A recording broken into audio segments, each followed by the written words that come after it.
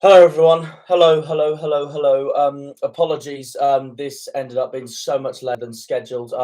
I scheduled this for 7:45 in the morning, and also, well, for last night actually originally, but then other stuff happened, and then originally this morning, for 7:45. But it's my nan's 81st birthday. I should have. It's my nan's 81st birthday. My phone call with her took a lot longer than what I had planned. But it is what it is, and at the end of the day, she's far more important than myself and this stream. So apologies though for the delay anyway. But anyway, we are streaming because I still haven't reacted to match week 14. And I need to do this morning before Chelsea kick off against West Ham at 12:30 for round 15. So yeah, welcome to the stream. We've got 10 games coming along your way. So this should be very, very interesting. Good evening, the top three all in action tonight. 8 games to enjoy. Can Danny Murphy and Ashley Williams do it on a cold, wet, windy night in Salford? We begin at Goodison, where Rafa Benitez became the first manager to take charge of Merseyside derby and Everton in a Merseyside derby. Not the same game, of course. Commentary comes from Guy Mowbray. It has been said that for derby games, form goes out of the window.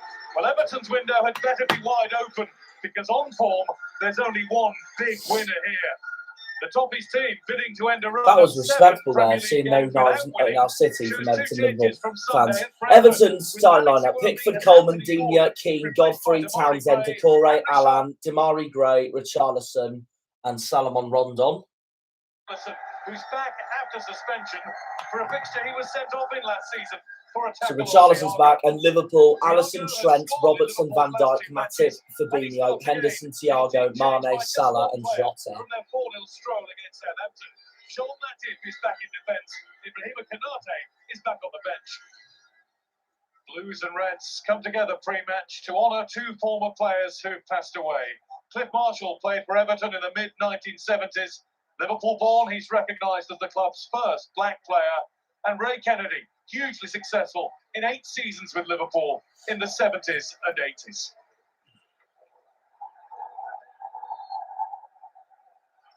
Players on both sides take a knee to applause around Goodison Park. It is the No room for racism. 39th Merseyside derby. Here's Trent. Trent crosses it. And now here's Mane. Loses it straight away, though, to Coleman. Coleman and Jordan Pickford under pressure. And there are words between captain and keeper. Coleman was wanting Pickford to come and get that.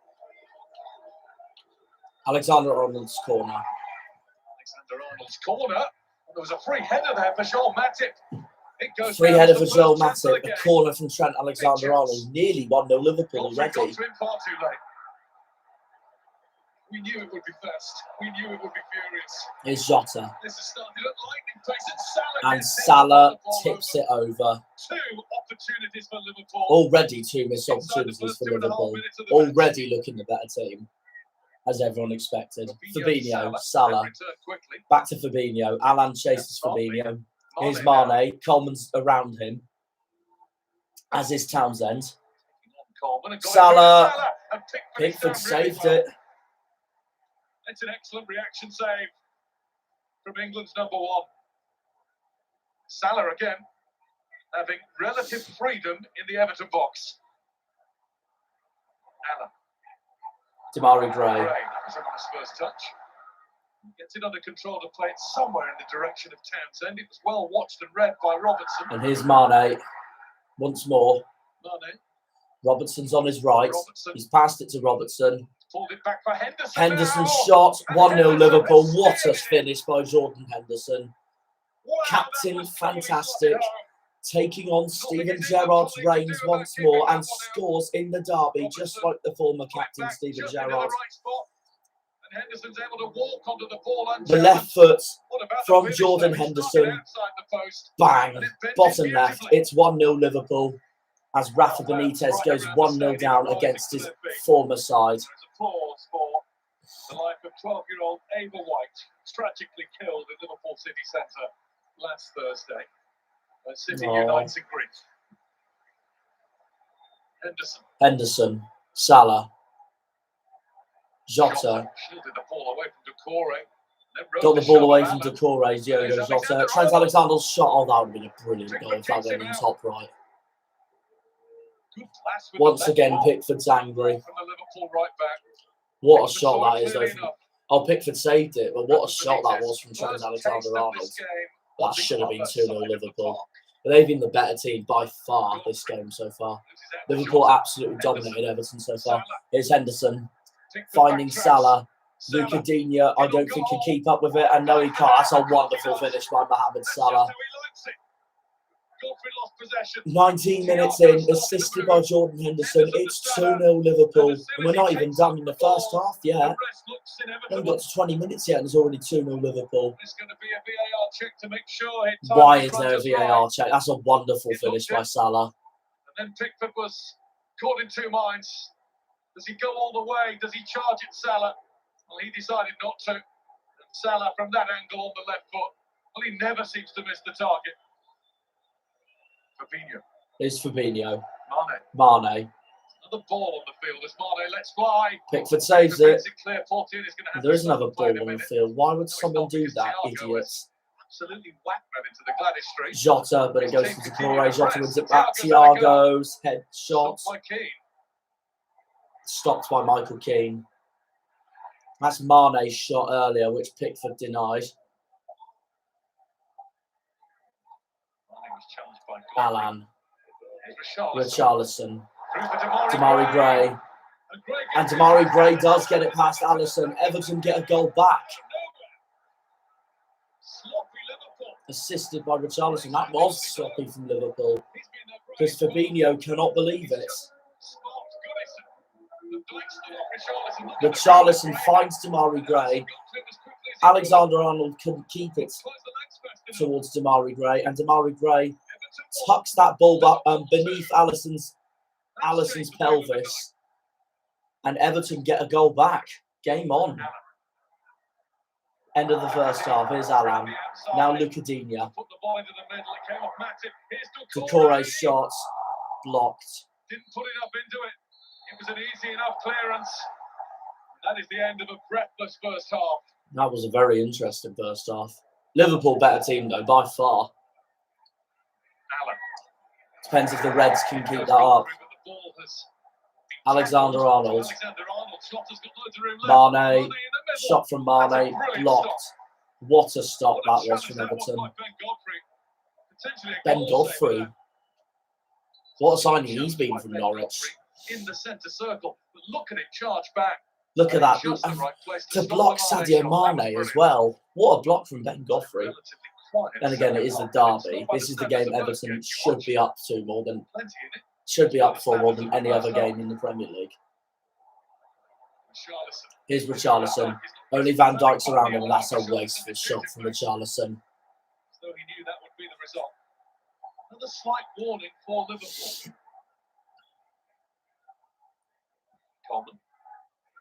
Anthony Gordon comes on for Salomon Rondon. And here is Anthony Gordon taken down by Robertson. And it is a booking for the Scottish left back for Liverpool. Shouts from Evertonians in the stands are that Gordon was clean through and that Robertson. I don't think that was enough to be a yellow card, to be honest. That's not a yellow. I'm sorry, that's not a yellow for Robertson. It's a foul, but it's not a yellow card. Regardless, Everton have a free kick, which I believe Townsend's going to take. Everton have a big chance here to test Alisson. Townsend's free kick, and it's blocked. Deflected by the Liverpool wall. Was a gap. I think that's what he was going for. Townsend's corner.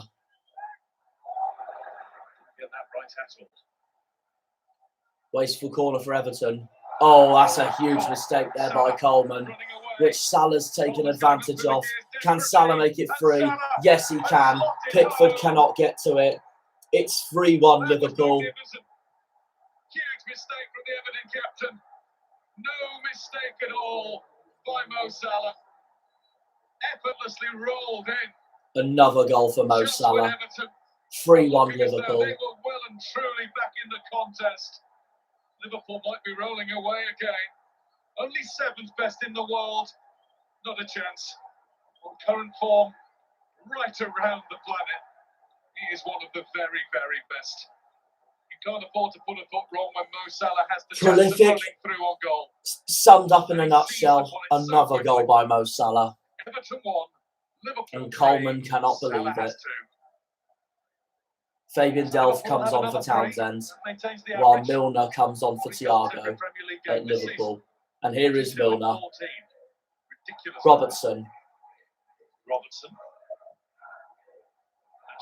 Jota. What a finish that is. And Jota makes it 4. 5 in his last 5 games, assisted by Robertson. Lightning quick. Oh, the home fans have had enough. They have called it a day. A superb Liverpool performance in neighbours' territory. What a finish by Jota. But here it came. It's a great run from him. And then it's a ripper into the roof of the net. 4-1 Liverpool. Everton 1, Liverpool 4. Liverpool, quite frankly, just too good. Yeah, agreed. They are too good for Everton. Boos loom around Goodison Park, and Rafa Benitez is under pressure. The gap between the teams in this city right now is a cavern. Oh, it's huge. It is a huge gap. Come on here and win a derby in the fashion that we did. It is huge. Full time. Everton 1, Liverpool 4. The Blues are beaten and the Reds roll on. The gap between the teams in this city right now is a cavern. Come on here and win a derby in the fashion that we did was very pleasing. You know, I thought performance from start to finish was really good. We've been really critical. We're disappointed with the goal conceded, to be honest, but we acted in the right way again. Came out second half and dominant again. So Townsend, Alan, Digne, Gray, Thiago, Robertson, Van Dijk, all but booked. This was by far the best performance we showed here at Goodison since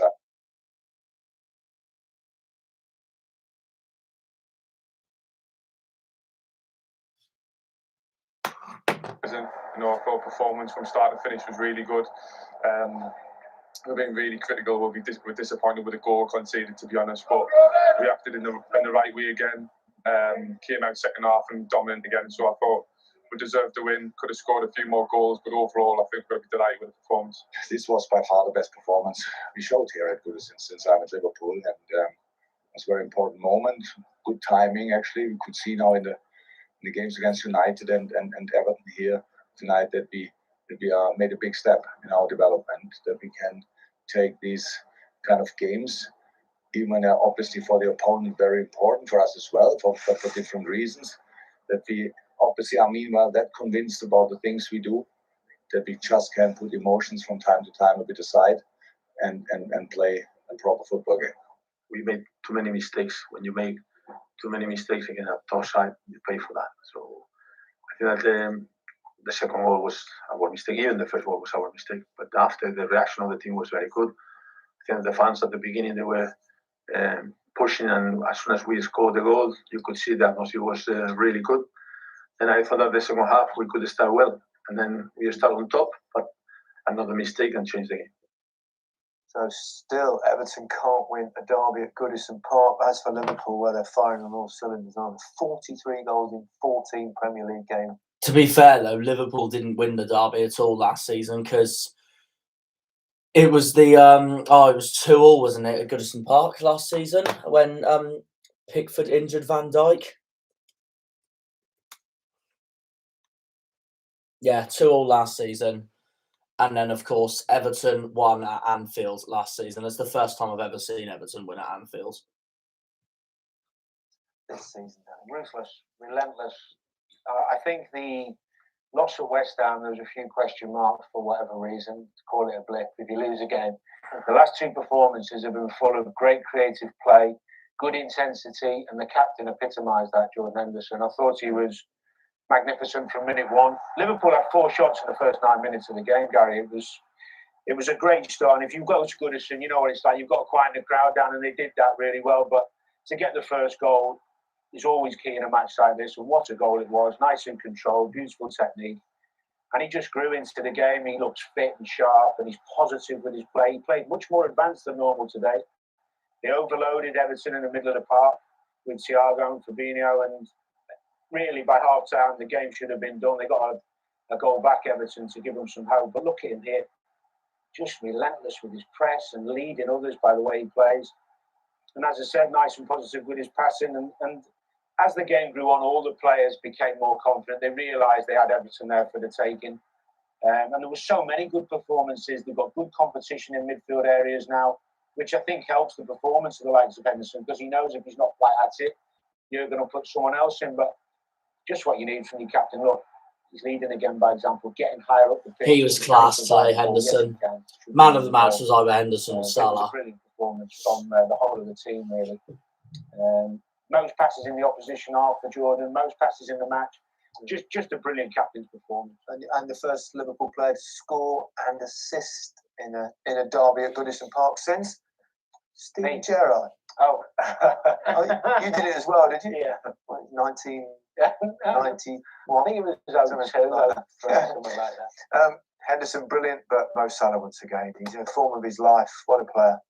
Yeah, and he has been for a long time. I think that, like Dan said, Liverpool are they're just frightening going forward. And this man epitomises everything that they do. It's just, I played against him. It's so difficult. You know exactly what he's going to do, but stopping it is something else. And he's lightning fast. You see here, he just opens. He is on the form of his life this season. Salah presses it into the goal. He's got 19 goals now in all competitions. And he's just carried on. He's already on 19 goals throughout the season. Yeah, Seamus Coleman obviously. You haven't even reached halfway yet. And Mo Salah, has got the pace to get away from him, and that's a clever finish. He just rolls it into the bottom corner. Yeah, so as you can see, some of the best strikers in the world there, and he's top of the leaderboard, and he just. Most league goal involvements. He's ahead of Benzema, ahead of Lewandowski, ahead of Vlahovic, and Mbappe and Thomas Muller. Without a win for Everton. It's a bit of a pickle. It's probably added to it. It's kind of tough anyway for Rafa, given his history. It's probably tougher now. Yeah, he's in trouble, I think. They've got Arsenal next, Palace, and then Chelsea away. So it doesn't get any easier for him. He was always up against it coming in, as we know. And I think that, watching the game today, he's in trouble a little bit. They could do with Calvert-Lewin coming back as soon as possible, I think. Yeah, agreed. After defeat on his return to Leicester. Before we go on to the next game, the rest of the stats were that Everton's possession was 31 to Liverpool's 69. 8 shots to Liverpool's 16. Shots on target 2 to Liverpool's 7, and 3 corners to Liverpool's 11. The weekend, Watford Chelsea is next. Another of his former clubs. Leaders Chelsea. Mark Scott was at Vicarage Road. Claudio Ranieri got the Backman, when he was Watford's lineup. Backman, Feminine, Messina, Trusticon, Cathcart, Lauza, Dennis Cleverly, Sissoko, João Pedro, Josh King up front. Chelsea, Mendy, Chalobah, Christensen, Ruziger, Loftus-Cheek, Sal, Alonso, Aspilicueta, Mount, Havertz, Pulisic. Of course, Reece James was injured for this game and Jorginho was dropped. What was that from Alonso already?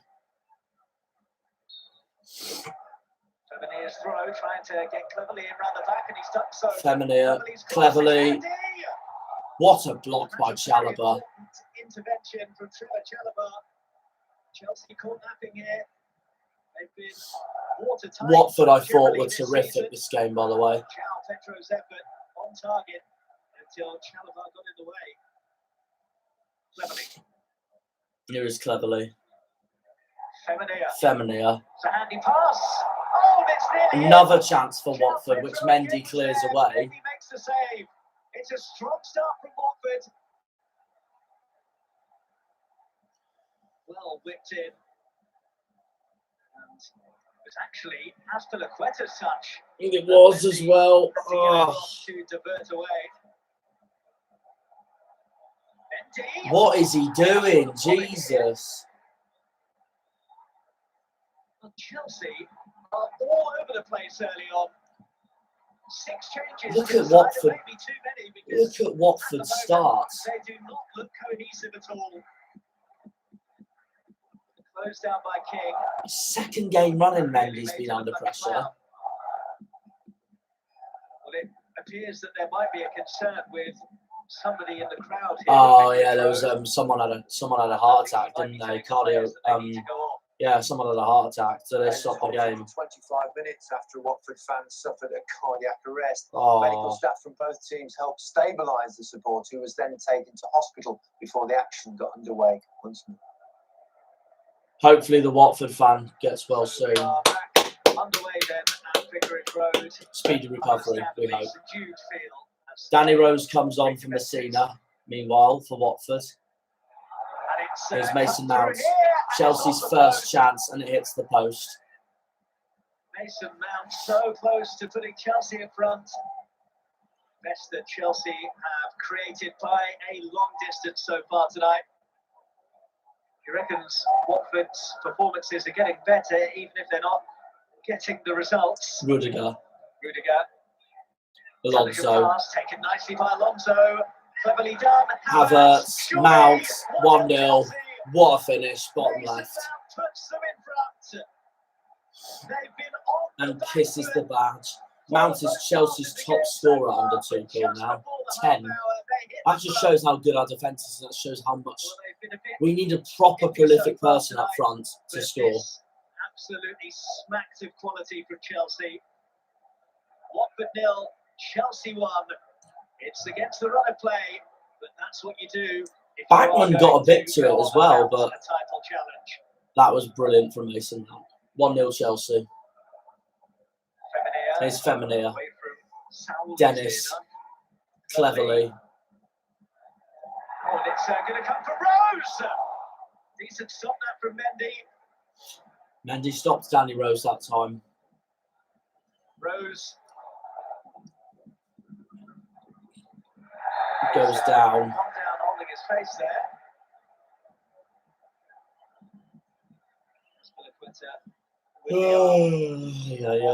Rose hit it really well, but hit it too close to Mendy. Loftus-Cheek on the turn and turned into trouble. Sissoko. It's Sissoko for Watford. Of course, Watford and Rose both used to play for Tottenham. Dennis, good feet, good and Dennis equalises. 1-1. Game on. Dennis scores in 3 successive Premier League matches. Assisted by Sissoko. Oh no, it is fully deserved for Watford. They fully deserve that equaliser. They've been the better team this game. For Chelsea, it's the first that they've let in from open play on the road in the Premier League. Emmanuel Dennis equalises. Watford 1, Chelsea 1.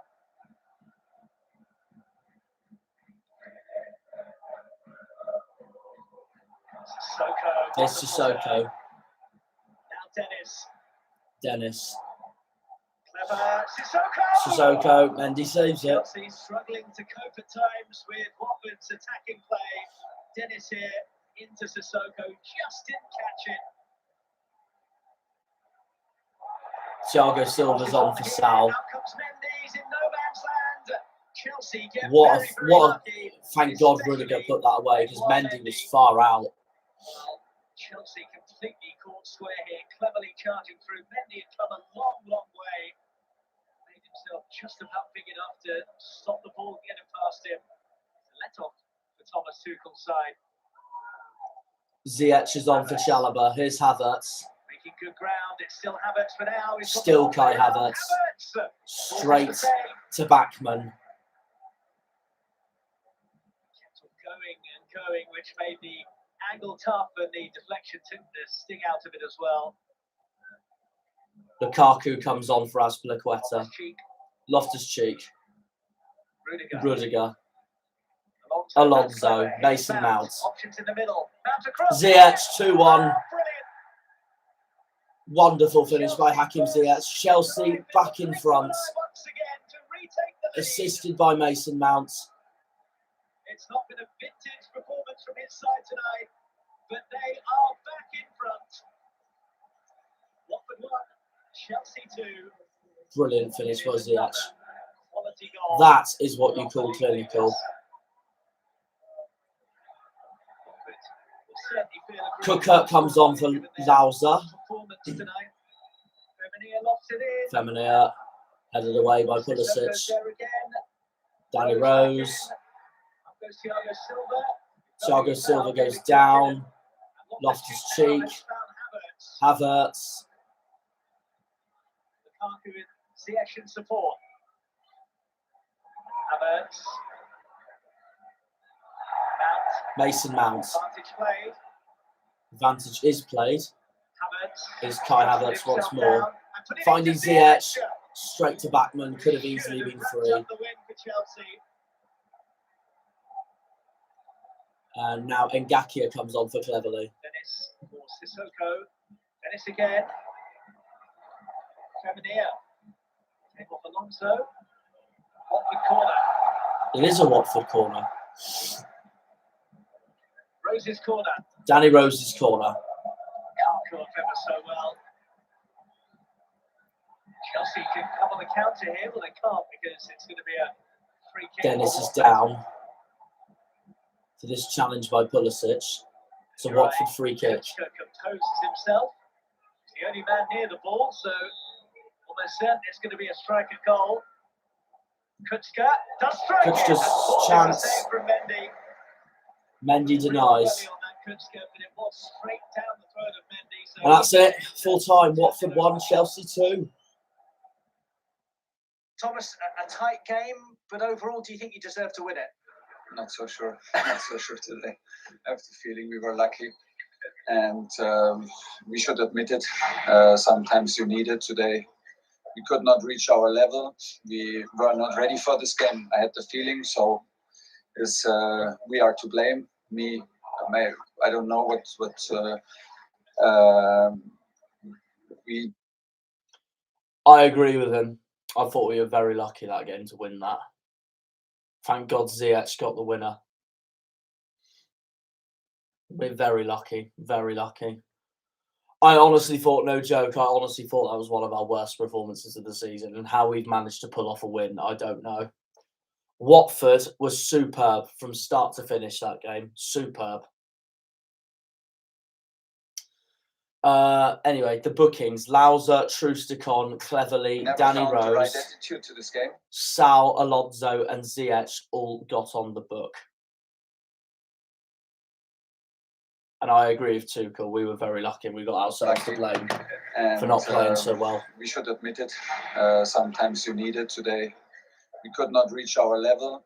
We were not ready for this game. I had the feeling. So, we are to blame. I don't know we never found the right attitude to this game. I think we deserve at least a point. But that's a football. I'm very satisfied of our performance. We must continue in this way, and sooner or later, the point must arrive. We suffered a lot in the first half, conceded many chances, and could not create too much. So 2 situations we had, we scored, and we're lucky in some situation to escape with the win today.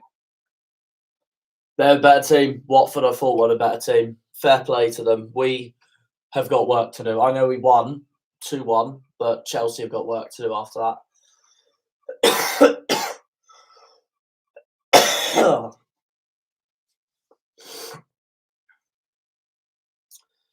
The possession was 50% each. Watford had 14 shots to Chelsea's 8 and 6 shots on target to Chelsea's 4 and 6 corners to Chelsea's none. We had no corners that game. Like I said, we got work to do. We're playing West Ham today, and I'm live streaming it, of course, later on when it's kick-off. But We have got work to do. We have honestly got work to do, and we need to. I know we won, but we need to bounce back because West Ham will be harder to play than Watford if we continue to play like that.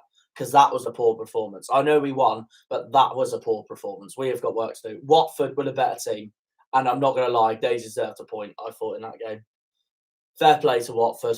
They're very unlucky. I thought we've got work to do. Honest and generous appraisal there by Tuchel, and he's right. Really, Chelsea weren't at their best. No, they weren't at their best when at you're all. not playing well, he's always important. And one player who didn't disappoint again was Mason Mount. He felt he never does. Yeah. He's got that quality and that desire to keep getting in behind and keep getting in the dangerous areas. I mean, they've got lots of quality players, but it was great to see him back. He's missed a bit of game time recently with an injury and I think some dental issues, but you know what you get from him. You get great technique, great touch, and you get that willingness to get in places that's going to score in goals. He pops up on the left, the right, no matter where he plays, there's always a threat. But when they needed somebody in a game where he was right to, they were poor first half, really poor. They were. Agreed. Chelsea were really poor first half. Calm finish from Mason Mount.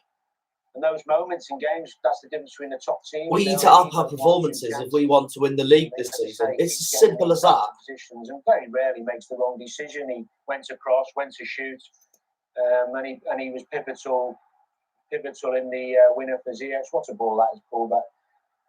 Mason Mount, easily our best player that game. And he's actually been the top goal scorer since Tuchel's come into Chelsea. Our best defender, including goalkeeper, was Rudiger once more. Mendy had an atrocious game today. They've lost 5 of 7 under. Today, sorry, I mean that day. There are really good signs, particularly I thought this evening. Yeah, I agree with Claudio Ranieri. I think they was good for a point today, and it wasn't the best I've seen Chelsea, and a lot of that was to do with Watford. If they're to stay up, they're going to need, this man Dennis, King, Pedri to be doing what they're doing. Firing on all cylinders. Dennis has got 4 goals and 4 assists in his last 5. He's class. I highly rate Emmanuel Dennis. Yeah, really good, really bright. Really front. Although Rudiger didn't stop that, did he? Improving is a little bit is at the back defensively. They've not had a clean sheet in the last 24 games, so that's letting them down a little bit. Okay, well, everyone at Match of the Day would like to send their condolences to the friends and family of former Coventry manager John Sillett, who has died aged 85. Sillett, who also made more than 100 appearances for Chelsea as a player, was best known for leading Coventry to FA Cup glory in 1987 when they beat Spurs 3-2 at Wembley. No Aston Villa manager in top flight history had won their first 3 games in charge. Stephen. Well, so the top 3 we have started with already. First we watched Liverpool, then we watched Chelsea, and now we're watching Manchester City take on Steven Gerrard's Aston Villa. Gerrard was 2 from 2, but champions Manchester City were up next. Simon Brotherton was at Villa Park. Villa, Martinez. Cash, Target, Konza, Mings. Nakamba, Louise, McGinn. Bailey, Buendia, Watkins. Man City, Ederson. Cancelo, Zinchenko, Diaz, Ake. Rodri, Fernandinho, Bernardo Silva. It's Prince William. And then Mahrez, Sterling and Jesus. And Grealish is on the bench. But the Aston Villa fans do applaud him, which we love to see. Zinchenko, Sterling.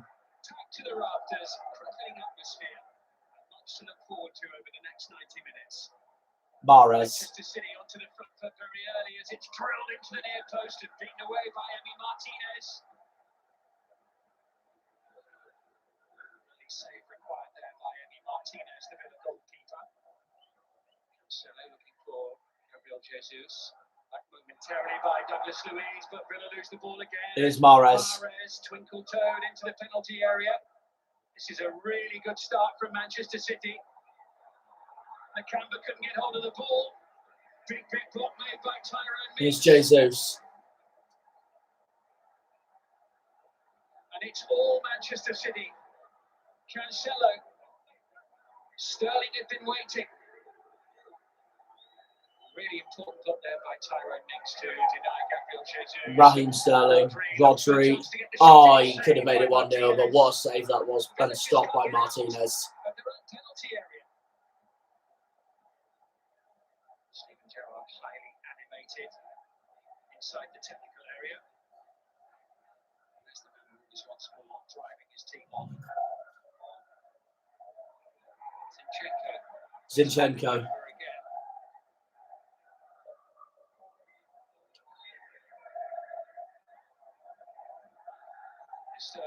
Sterling. Oh, what a shot. What a shot by Ruben Diaz. Manchester City lead. 27 minutes gone, assisted by Sterling. Sterling's assist and a huge shot by Ruben Diaz that goes into the bottom right corner, which Martinez couldn't keep out. Ashley Young comes on for Leon Bailey for Villa. Nakamba loses it, and here's Bernardo Silva. Sterling stays down. Here's Matty Cash. Cash's delivery is too long and too heavy and too easily cleared. Here's Mahrez. Fernandinho.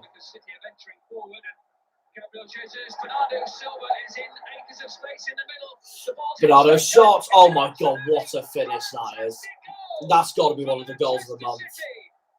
Bernardo Silva has scored 4 goals in 7 Premier League games, the same tallies in his previous 55. That was magnificent. Well, what a player he is at his absolute best. Villa on the attack one moment, and then suddenly completely. My days, that was absolutely magnificent. Just watch Bernardo Silva here. Gabriel Jesus sends it across. He's way onside, and the finish is wonderful. Top draw technique. Absolutely superb by Bernardo Silva. With the champions tonight. Into the touch, Ashley Young takes it in his stride and puts a bit of pressure on Zinchenko. It's a corner. Right start to the second period. Zinchenko wanted a free kick, but a nudge there from Young. Looking for a foothold in the match, a goal to bring them back into contention. Corner to Villa. Douglas Luiz takes it. Watkins' shot. It's a goal back for Villa. Ollie Watkins makes it 2-1. Watkins has scored 5 goals in 3 Premier League games against the reigning champions. And the man from Devon puts Aston Villa back into the game. 2-1, game on.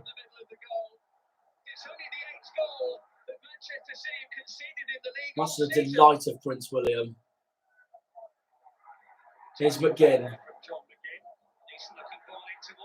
Watkins. Oh, they were so unlucky not to get that in. Would have made the game so much more interesting. Villa protest for a penalty. Could have easily been 2-2. And boy, that would have been exceptional for Villa if they levelled up with Manchester City. Chukwuemeka comes on for Target. Here's Bernardo Silva. Gets it past Mings. Jesus' shot, wasteful. Started with this pass, the outside of the boot. Scanned in by the Brazilian forward. Watkins. Here's Buendia. Now Douglas Luiz.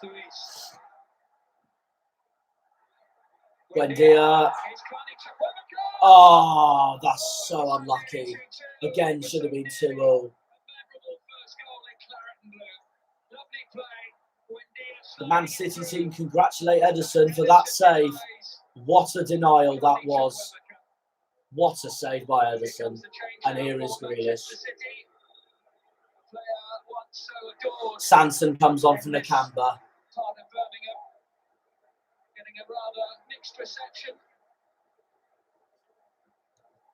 Mixed? Are you fucking serious? As Grealish comes on for Jesus, but mixed? Are you fucking serious? Disgraceful. I'm sorry, that's fucking disgraceful from the Aston Villa fans. Some are applauding him. Them, fair enough. You've got to applaud a player that's done so much for you the last few years.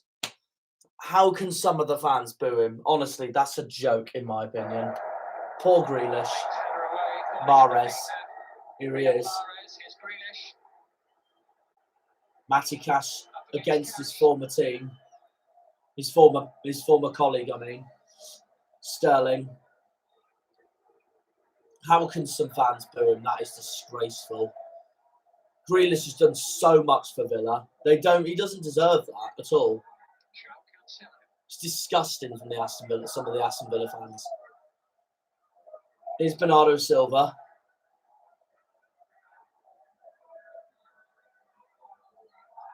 Bernardo Silva's taken down by Sanson, and it is a free kick to Manchester City. Chance here, perhaps, for Manchester City to finally put the game to bed with just 30 seconds of the 90 minutes remaining. Mahrez's free kick straight to Martinez.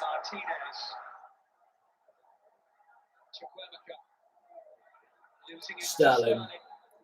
Grealish. And that's it. 2-1 Man City. Aston Villa did give it their hardest. Full-time Villa 1, Man City 2. I feel like Villa should have had a point there, to be honest. The same as Watford against Chelsea. So what does that tell you?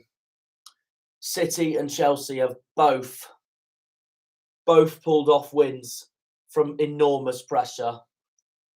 So out of the three teams, the team that played best out of the three teams from round 14 has been Liverpool.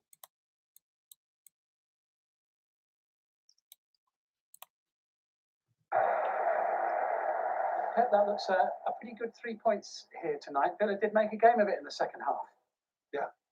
We were normal with 2-0 and after concede the first goal in the second half, but we had to play 43, 45 minutes, but you have to see how we played these 43, 45 minutes with just 1-2 up front. With playing the same way in the first half, and of course at the end with a fullback put the balls in the throw-ins in the box, with Mings, with the tall players, with Watkins, with the other ones, but they defend well. We make an incredible game because I know how good they are. Steven Gerrard is already a great manager, so I'm there. I know exactly what they want to do. They did it well, a lot of quality. So yeah, more than satisfied for the victory. The second half performance maybe deserved us to take something out of the game. You know, we had a couple of big moments for the second half, if you like. I thought we lacked a little bit of belief. I thought we were a bit passive in the first 10-15 minutes of the first half. Villa players gave Manchester City perhaps a little bit too much respect. Maybe in the early stages, but you know that's also a combination of them having top players and a top manager and also a top style as well. So once we actually got in the game and got a foothold in it, we actually conceded the goal, which was disappointing. But the second goal was the one that we need to look at more carefully because we could have stopped the game high up the pitch. What about your teammates' goal? It was just an outrageous piece of skill, wasn't it? Yeah, it was indeed. The full play was I think very beautiful to see. I've watched it again, but I guess it was a goal you normally don't see on our team, counter-attack, but it shows the versatility we have and what we're capable of. So victories for all the top three this evening. So, possession, Aston Villa 36 compared to City 64. Aston Villa had 9 shots compared to Man City 17. Aston Villa had 3 shots on target to City's 7. And then 4 corners to Man City's 11. I mean, and City were very impressive at times. And I suppose actually in many ways, the second goal encapsulated everything that they stand for in the way that they play. Yeah, definitely. I think that they were so dominant from the first whistle. And this just, as you said, epitomises their whole philosophy and the way Pep wants to play. And they're in their own box here, Mahrez and Cancelo, and they're so composed. Mahrez doesn't panic, round the corner. Fernandinho then releases Gabriel Jesus. And it's soul destroying when you play against a team like this, where you're attacking, and in the space of under 10 seconds, bang, goal. And that finish, I mean, and he was shouting, "How's your touch?" And we was all out of our chair because that is just a piece of magic. And He's pretty good. Actually. You could watch that all day, but you're almost scared to attack the City team because if you're not balanced right at the back, they're going to hurt you every time. Is it as a central defender under those circumstances? How difficult is it? It must be like, oh, you don't want to attack. Yeah, no, you have to make sure that you're balanced around the halfway line, but it's difficult because you're chasing, you're trying to impose yourself on the game, and then they're so quick and so composed that they can just exploit all the space, and then you end up conceding a goal. As I say, it's just soul destroying. Fabulously talented. Villa came back well. They made a real fist of it in the second half, didn't they? They did with their energy, but with their quality as well. They caused City real problems. I agree with Stevie's analysis there. In the second half, they can feel themselves a little bit unlucky with that chance, especially from Chukwuemeka. But what's a save from Ederson? We eulogise about City's front players a lot. And the best quality keepers in the world don't have that many saves to make in a game, but when they're called upon, can he produce? And so often he does. We see it with Alisson, and we've seen it with Ederson today. It was a crucial save. We've seen all three tonight, and Chelsea were a little bit below par, but managed a victory. We could get a really exciting title race this season, kind of 3-horse race. Do you think? Yeah, well, it's exciting as it is right now. If this continues, Manchester United might have something to say about it. I don't know, but no, they won't. They look so strong. They look so strong. New manager, About Leicester, they not involved, Gary? Probably not this season. They're thereabouts somewhere. No Ground has seen fewer goals than St Mary's this season. Southampton, Leicester. Danny's not giving anything away by that, honestly. But the trend. Ben Andrews, watch this one. Right, Southampton versus Leicester. Now, this is the match I went to.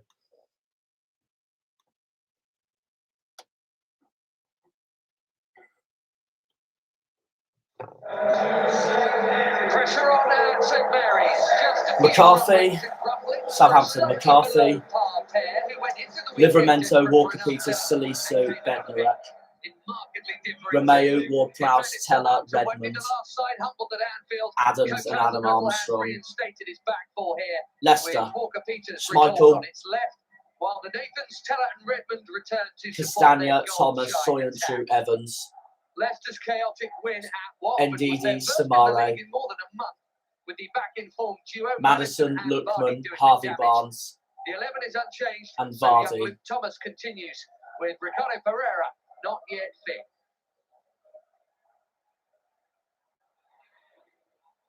McCarthy under a bit of pressure, Livramento too, and didn't he wriggle out of that well? That was brilliant from Livramento. But Southampton took the lead early, like they did when they last went to St Mary's when they faced Villa. Here's Ward-Prowse. Sumare on the cover.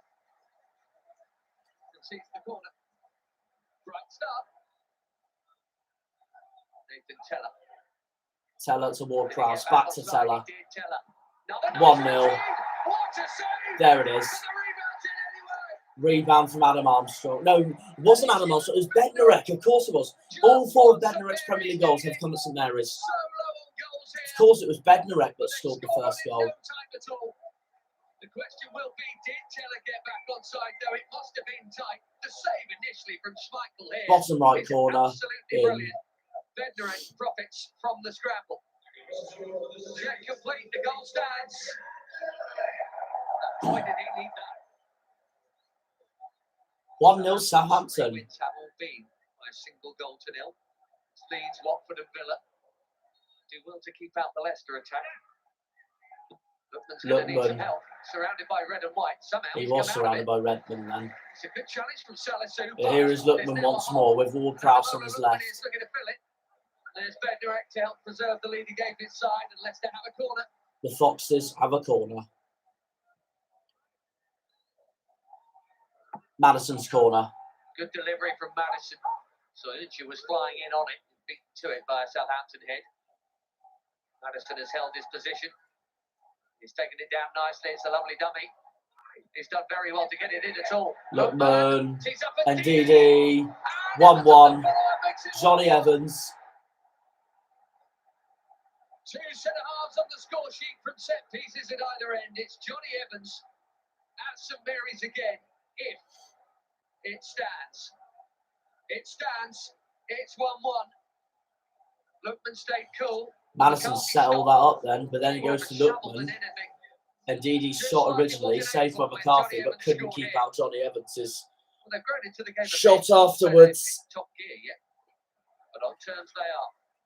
Ralph Hasenhüttl, now the longest serving Saints boss since Chris Nicol more than 30 years ago, but it is 25 years since they lost as many games in a calendar year as they have this year. Livramento to Redmond, and back again. Beautifully worked by Southampton. They won a corner from it. Southampton's challenge. Corner to the Saints. Here's Ward-Prowse. Adam Armstrong. Redmond. It's Redmond with the shot. They have been busy on the training ground. Walker Peters. Redmond with Redmond. the deep cross. It towards Salazar. And Shea Adams. 2-1. Adams has scored 3 goals in 5 Premier League games, having scored 3 in the previous 15. Southampton retake the lead. Southampton lead again. He's having a good spell. He's 4 goals this season now, all in the last few weeks. The winner at Watford, scored against Norwich not so long ago at Stamford Bridge in the League Cup. Right then, Ralph Hasenhüttl. Can your team keep the lead this time? Second half, kick-off at Second half, Dewsbury Hall is on for Samare for Leicester. The crowd switches for St Mary's to those concerned. Lovely take by Madison. Here is Madison. Sucking into that challenge, and Madison is still on the march here. Dewsbury Hall. Here's Dewsbury Hall. By the travelling fans. Harvey Barnes. Harvey Barnes instead. Harvey Barnes. Thomas. Luke Thomas. Madison. Still Madison. Beautiful finish. 2-2. Leicester back in the game. Madison's run of recent form continues. Madison scores in back-to-back Premier League games for the first time since February. After a poor first half showing, they're level again. And Southampton have lost their lead again. It's a long straight run without a challenge after he lost the attention to Ward-Prowse. And then youngsters to the fore. Dewsbury Hall, Barnes, Thomas. They moved that Southampton defence around, and he's drilled it past McCarthy at his near post. Alex McCarthy's had nothing to do in this game, but he's had 2 fly past him. 2 each.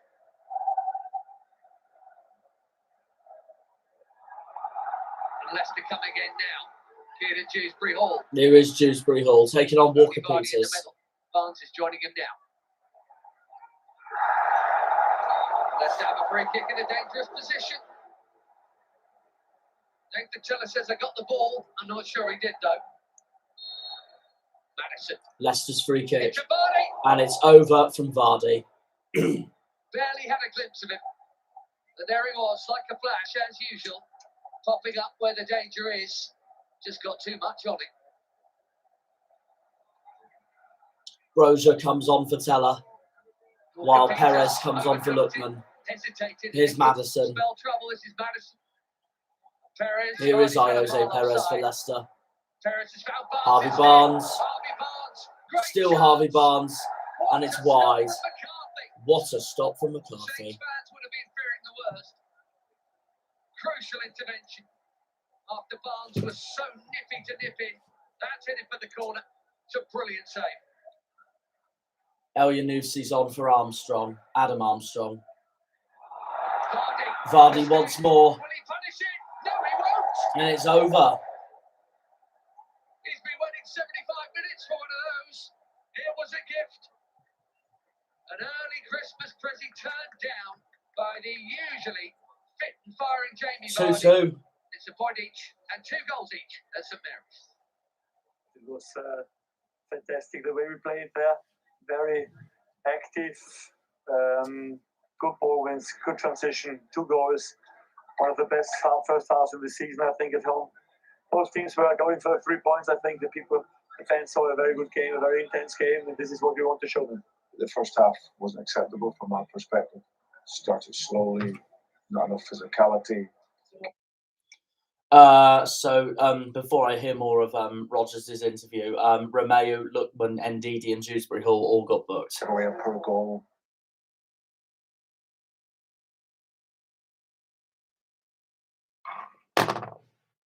one of the best first halves of the season, I think, at home.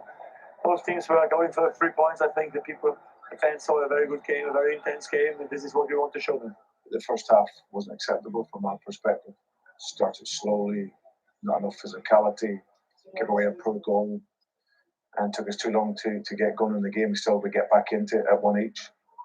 Again, we lacked concentration, and obviously we made a change at half time. We changed the mentality and attitude of the team at the break, and in the second half it was a different game for us. It's very much a game of 2 45 minutes, wasn't it? It was indeed. Good game of football, I thought, when I went down Wednesday night. Southampton had 45% possession compared to Leicester's 55. 15 shots each, 7 shots on target to Leicester's 6, 2 corners to Leicester's 4. Southampton started so well. Leicester Southampton started amazingly themselves a lot to do, conceding a lot of goals. Well, he used the word concentration there, and that was spot on because they defended so poorly on the corner kicks, especially. Credit Southampton; they did start the game well with good energy. But I like this; it's creative. It's not being predictable and slumping the ball in there. They see that there's a 2v1, use it, be creative, and they do. Vardy doesn't come out; they switch off and they get done. It's a well-worked corner. And you think, sometimes you get done with something like that. You learn your lesson, you make sure it doesn't happen again. And at 1-1, there's the finish. Nice and easy from 3 yards out. Again, short corner. Now, they don't score directly from this. They just about get it away, but they're at 6s and 7s because they've switched off. The ball it's a great ball in, ends up coming in, and it's Adams getting the goal. You can't make the same mistake twice in a game, and you can't keep giving yourself mountains to climb and expect to win football matches. They reacted brilliantly and created lots of chances, Leicester, but starting games like that is always going to make life difficult for you, and Brendan was spot on. Conceding a lot of goals. In the second half, Leicester played much better, though, and actually could have sneaked it. Yeah, they did. I think that they reacted well after half time, and it was just wasteful, really, in front of goal. I think, with the players that they've got, Barnes, Maddison, Jamie Vardy, I thought Maddison had a really good game actually, and topped off by a really good goal. But they created so many chances in the second half, and just for one reason or another they didn't score. I mean, this is a great save from McCarthy, and Barnes has tried to put that in the corner. But if you want this to fall to any man in the Leicester team, it's Jamie Vardy. Normally he just slots that. McCarthy's left a big gap near stick there just to roll that, just roll that into the corner, and he's kind of snatched it and it's gone over. But it wasn't for. It wasn't like a lack of creating chances. Leicester created a lot of chances. They're just kind of a little bit wasteful. Okay, a place in the FA Cup third round draw is up for grabs this weekend. It's been the talk of the town.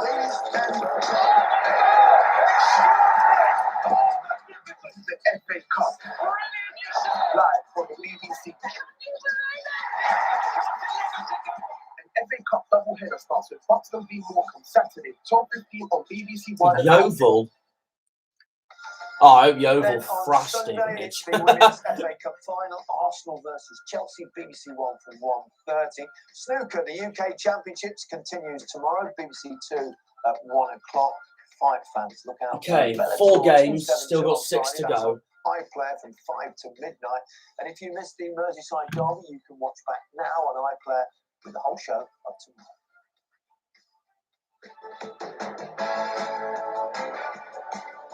Arriving on the far side. Very good save by Fabianski. 6 games to go. Smacks it against the bar. And lays Manu here. And it's just over the top. Rodrigo in the centre. There he is. Corner justice straight. West Ham, Brighton next. West Ham remained in the top 4 despite losing their last 2. Let's see how West Ham play, actually, because this is who we've got today. West Ham, Fabianski, Sofal, Johnson, Zuma, Dawson, Rice, Souček, Fornals, Bowen, Benrahma, Antonio, Sanchez, Veltman, Cucurella, Dunk, Webster, Moda, Basuma, Lallana, Trossard, Sarmiento, Mope, despite bearing the brunt of the Boo Boys at the weekend, to the evident dismay of Graham Potter. Steady enough for Brighton, but they haven't been winning games, of course. They do have this very good record against West Ham United that since the return to the Trossard. It's Trossard. The Cucurella. Look at the space Cucurella has. To the far post all the way through. Fornals. He's played that into danger. Isuma, give and go with Mopé. Mopé. Oh, it's just wide. Could have been 1-0 Brighton. Well, Brighton are convinced that should have been a corner. He thinks there that Łukasz Fabianski got a touch, but he didn't. It's a goal kick. Then Rama, inside Veltman, who recovered his ground. First corner of the game, though, goes West Ham's way. Fornals will take the corner. Pressure on the goalkeeper. Bottom right.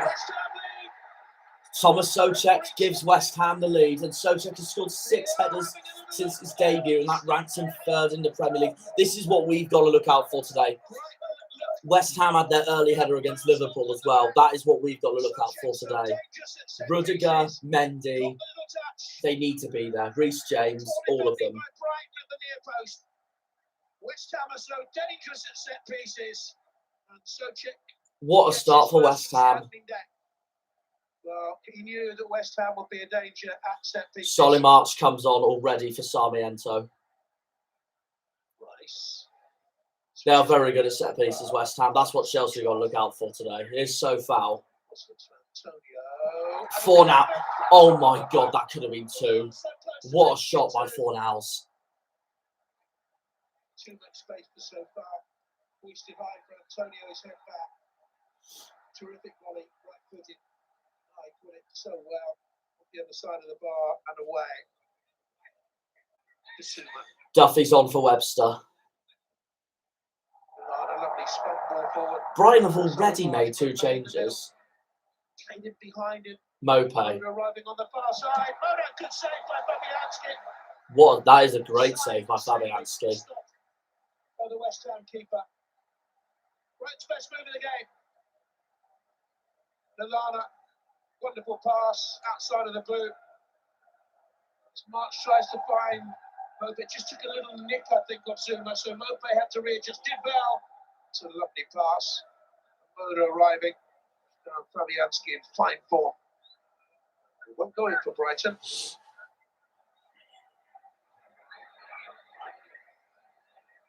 Fornals. Oh, sorry. West Ham United corner kick.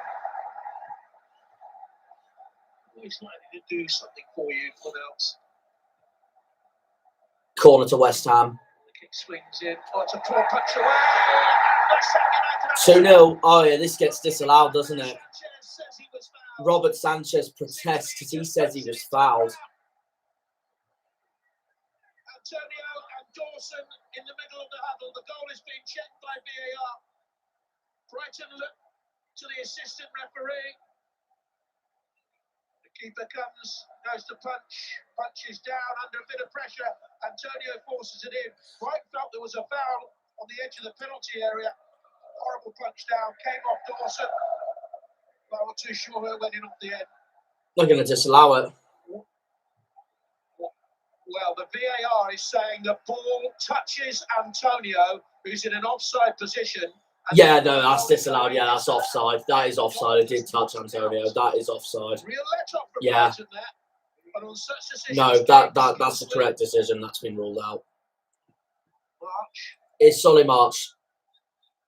Johnson well positioned. So you want to take me on, you're going to go on the outside. Here's Ben Rama. Here's Ben Rama. Away from Solimarch. And Bowen. Declan Rice is up in support as well. Here's Bowen. Antonio's up front. Look how far up Rice is. That is a missed opportunity for Jared Bowen. That should have been 2. Taking the game more to Brighton in the second half than they did in the first, even though they went 1-0 up early on. And preserve that lead. Oh, wow. Lanzini and Masuaku come on for Ben Rama and Fornals, while Tarek Lamptey comes on for Joel Veltman, who I thought was Brighton's best player against Leeds. Antonio when they played Leeds. Because he kept Firpo out all game. Here's Declan Rice. Oh, what a save by Robert Sanchez. Really good stop. It was powered by Rice. Lamptey. That's a decent cross into the middle. Oh, what a volley. What a bicycle kick by Nembai Mope. And he has now scored a team-high 5 goals this season. Now he's their hero. An outrageously acrobatic leveller. Bloody hell, what a goal by Mope. Short-lived. Very tight to see whether this is offside. He's been played on the far side for me. What a wonderful goal to level it up for Brighton. VAR has checked it. The goal stands. His goal celebration's got him a yellow card. And that was an absolute beauty. That was a beauty by Mope. Never beaten Brighton in the Premier League, West Ham. But there's still plenty of time for this to swing again. Here's Rice. Here is Rice. Another very good display by the West Ham captain. Driving them on time and time again. Here's Bowen. 2. Oh, what a save by Robert Sanchez. Dawson and Souček. It is West Ham's corner. Souček's got away from his marker. There's the danger. There's Zuma. The line cut to Zuma. What a thrilling end to the game. Brighton and Hove Albion never say die. The draw experts of the Premier League have come back to claw another one here. West Ham 1, Brighton 1. West Ham 1, Brighton 1. God, we've got to watch out against West Ham today. Yeah, it's a nice quality to have. There's a really good spirit in the team, in the group, in the club. The performance overall deserved that. Obviously, we have to survive moments, and our keeper makes a couple of saves, but so does theirs. And in the end, it's a fantastic point for us. Yeah, we were disappointed, but look, probably a draw was a fair result. Brighton played well, but we did have missed some opportunities, and on a night where decisions didn't go for us, it was pretty tough. But like, so it is. What a goal! 2 bookings, only 2 bookings. Antonio Mope. Thank you. Saturday, I was the worst striker in the Premier League today. Everyone's cheering for me, but that's football, right? I'm just happy for the team because I thought we fought really hard today. So we played well. That's a fair point. Sorry. Honest assessment. West Ham, although Brighton dominated possession, though, West Ham had 34% possession to Brighton's 66. But West Ham had more shots and more shots on target. 14 shots to 9, and then 6 shots on target to 3. And then 9 corners to 5. For himself, they probably deserved a pay cut at the weekend, but now he's up for more pay. I'll get my coat. But he was good, wasn't he? He was, yeah. As he said, he didn't have a great game, but his persistence, really, I think that's the word, persistent. And I've played against him many times, and he's bright, he's sprightly, he works hard. He's always going to create chances for himself and for his team just by, just being persistent and getting in the right areas. For Brighton, they have so much possession. They need this man. They need a bigger goal return from him, really, I think, if they're going to do anything this season. And he, as I say, gets himself into the chances. And sometimes doesn't convert as many as he should. I really like this. We like this, Dan. That was such a clever little ball there. He could have turned and shot, and he's just laid Moder in there. And this is, where his persistence pays off. He's just lent into Dawson, and that is an absolute cracker of a goal. And I'm pleased for him because he worked hard all night, and he bounced back from the weekend, and he gets himself an equalising goal like that. Yeah, brilliant finish. Phenomenal, wasn't it? God love an overhead kick.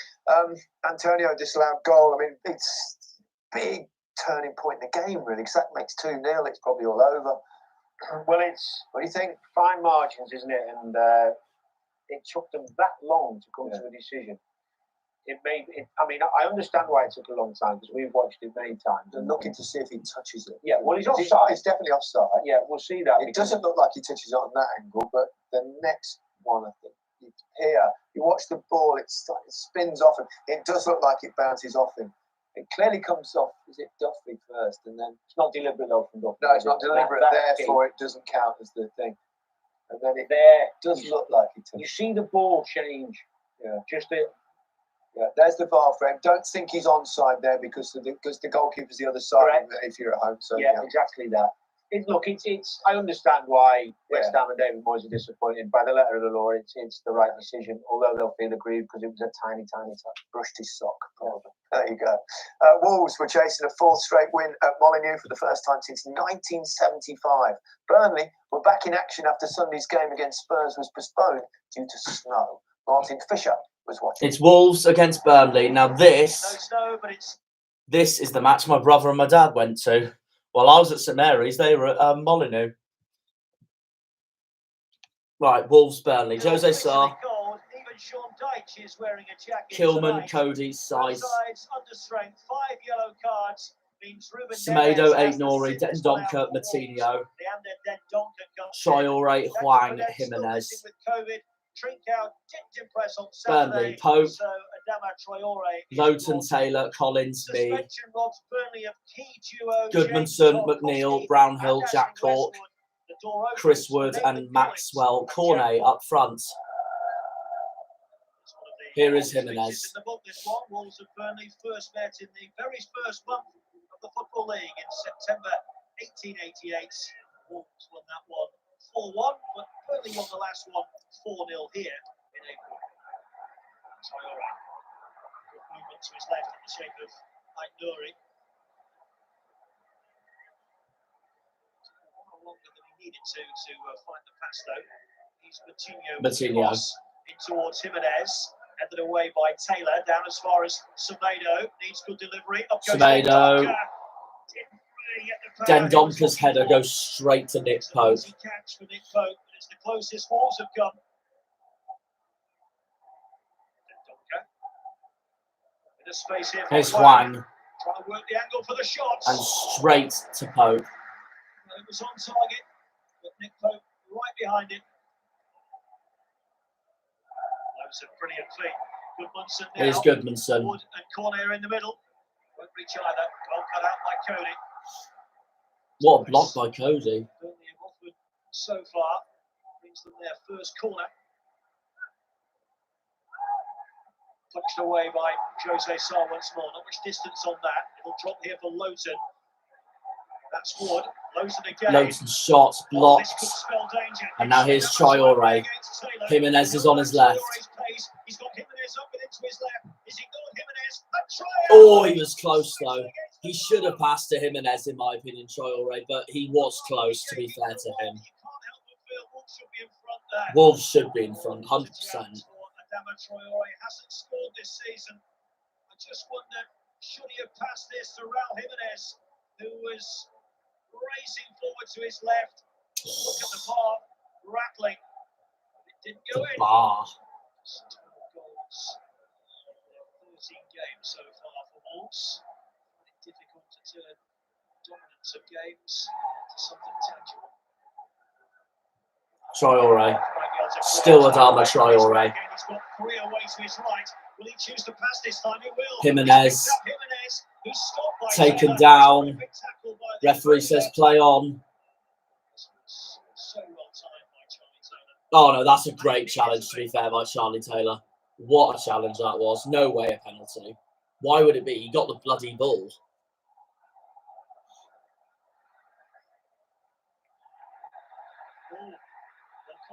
What's happened here now?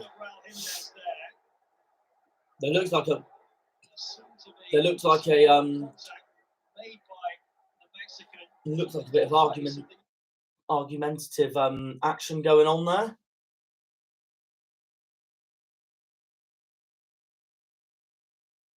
And it needed to be. I want to have a look at that again, not gonna lie.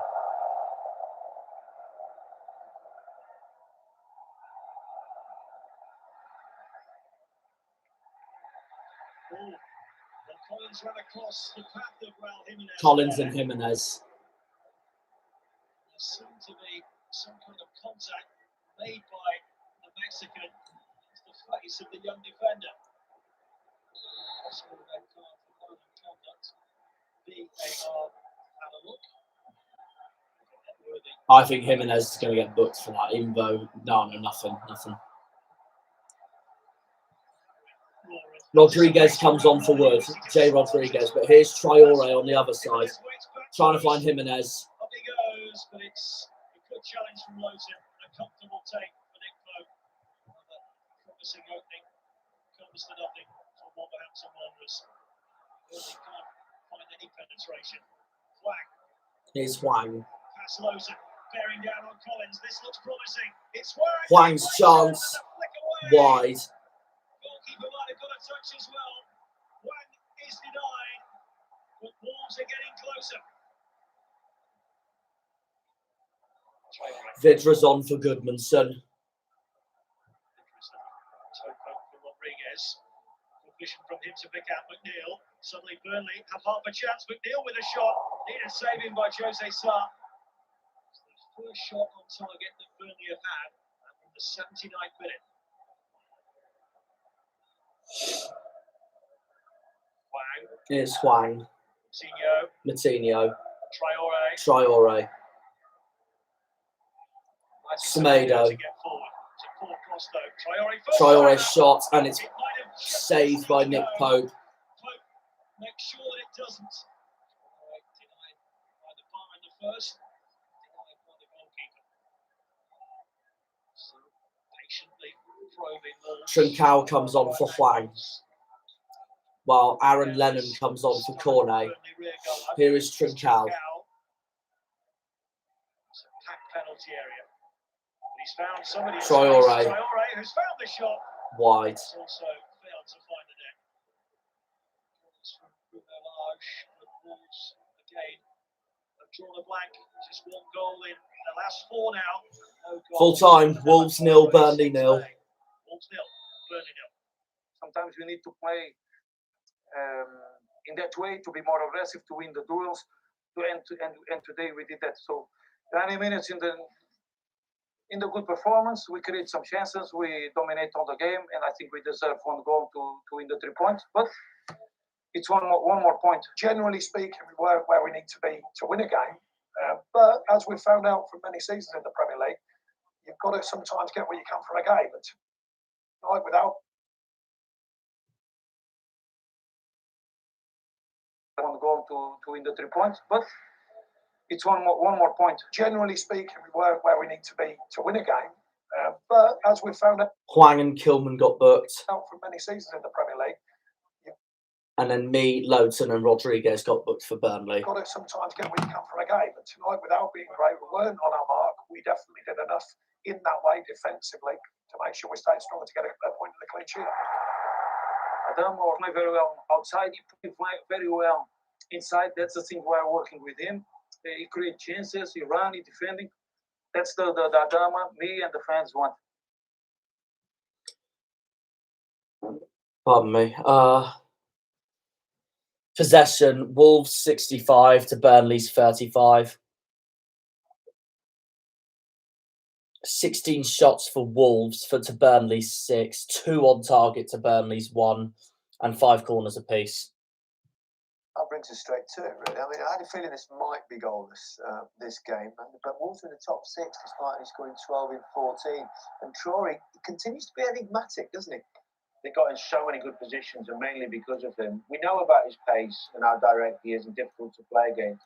I just think sometimes his decision making in the final third isn't brilliant. He decides to go on his own here, gives himself a really difficult. Well, it was close, but Jimenez is the main man for a simple one-on-one. This is what he's great at, flying past people. He does make the right choice here. He plays a good ball action. It's good defending from Burnley. I think it's me there getting back in on Jimenez, but Taylor, sorry. It wasn't you. But he carried on. To be fair, he kept going, and he hasn't started. This is his first start in 6 games because of his lack of end product. Let's be honest. That's why he's not in the team. This is what I'm talking about. But there, maybe go yourself. No, I'm going to try and pass it. But a loopy high pass that gives him no chance. On the floor, fizz it in, make the right choice.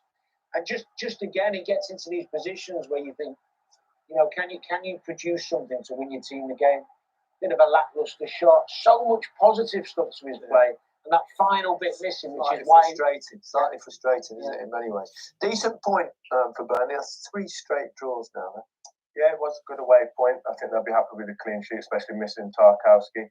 But for them, they need to start turning some of these draws into wins, sooner rather than later. Newcastle next.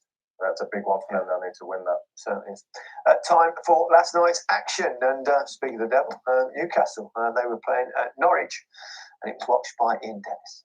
Newcastle, Norwich. Newcastle, Dubravka, Manquillo, Lewis, Clark, Shah, Shelby, Willock, St Maximan, Fraser, Joe Linton and Callum Wilson. Norwich, Krul against his former club. Max Aarons, Williams, Gibson, Hanley, Rupp, Gilmore, McLean, Tzolis, Sargent, and Pookie up front. A relegation doomsday battle. Deliberately directing the head into the pass. Shelby Looks for the early ball. Wilson is taken over by Fraser. Joe Linton, now St Maximan. Now it's with St Maximan. Can he deliver? Shelby. Opens himself up for the shot. And it's over. It was always on the rise. Nice little opening though. Shelby crying out for the ball. Only one thing on his mind. Always going over the bar.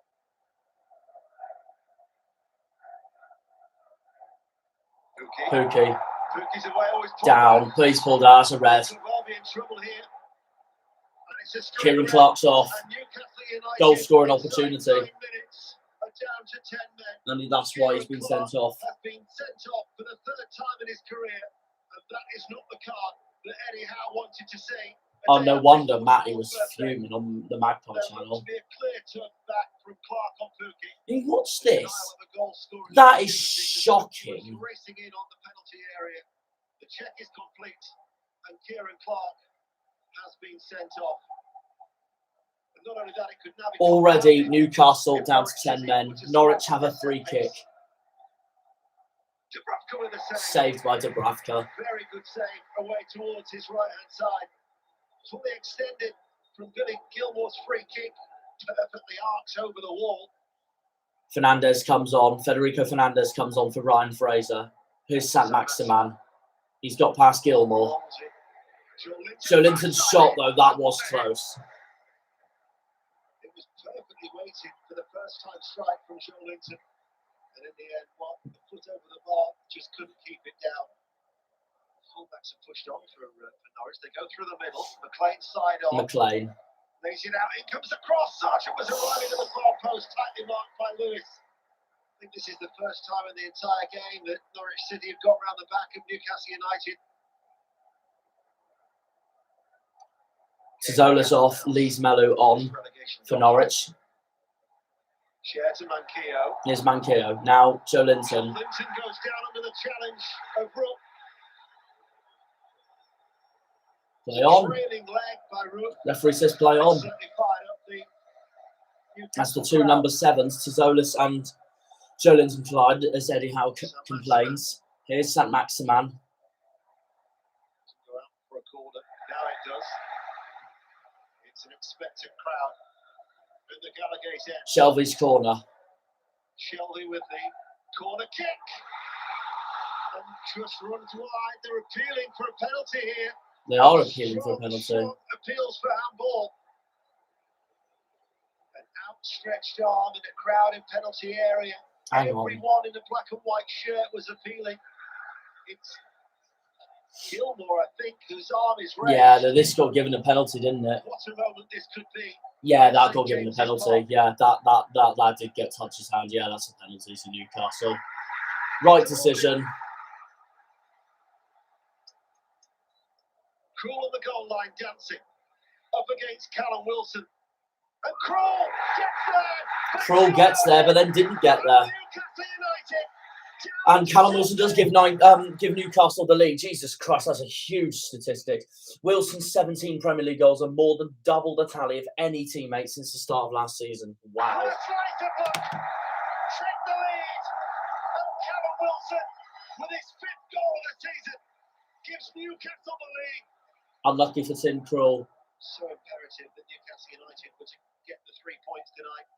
Isaac Hayden comes on for Willock. While Ida and Jan Ulis comes on for Sargent and Williams. And that was close. Very close from Newcastle. Could have been 2-0 Newcastle then. Ever so well to get something on it, and had it just taken a heavy deflection off the arm of Tim Krul, it could have diverted into the back of the net. Almiron's on for Saint-Maximin. Who've never won a Premier League match on a Tuesday, drawn 3, they've lost 11, and they're trailing here against the 10 men of Newcastle United. Gilmore's. Oh, what a save by Dubravka. Oh, that was what a goal by Pukki. I'm sorry, that was class. Assisted by Jan Ulis. And the celebrating Norfolk fans celebrate Norwich's equaliser. What a finish though from Pukki. Wow. And knocked back into the penalty area. And Timo Pukki, great technique with a fearsome finish. And once again, for the 6th time this season, Newcastle United, after taking the lead, are unable to hang on to it. Thankfully, the slip from Newcastle by Shearer, then by Pukki, but then he's given the ball away. And Leis Melu here goes on, and it's just over the top. What a vital save that was. And Dean Smith knows. Leis Melu denied by the legs of Dubravka. What an important stop that 1-1. That is a missed opportunity for Newcastle. They still haven't got.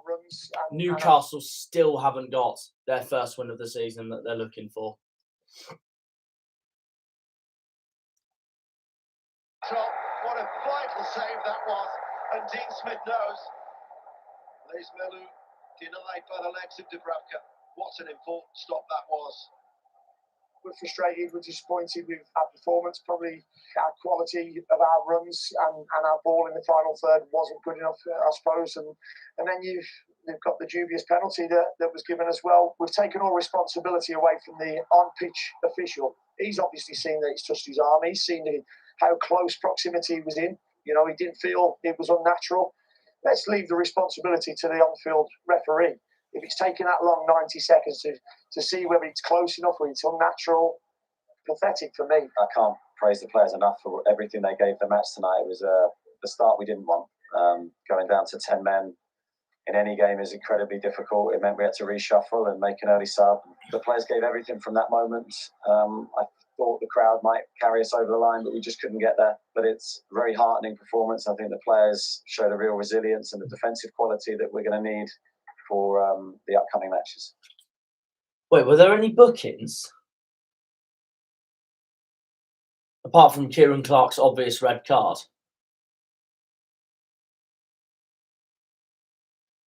Seen that it's touched his arm. He's seen how close proximity he was in. You know, he didn't feel it was unnatural. Let's leave the responsibility to the on-field referee. If it's taking that long, 90 seconds. Yeah, just Clark's red card, that's it. As for the rest of the game, it was Norwich dominated possession, shots and shots on targets and corners. No surprise there, probably because of Newcastle going down to 10 men. But it was Newcastle's 31% possessions and Norwich's 69. 9 shots on target. 9 shots to Norwich's 16. 1 shot on target to Norwich's 6. And 2 corners to Norwich's 5.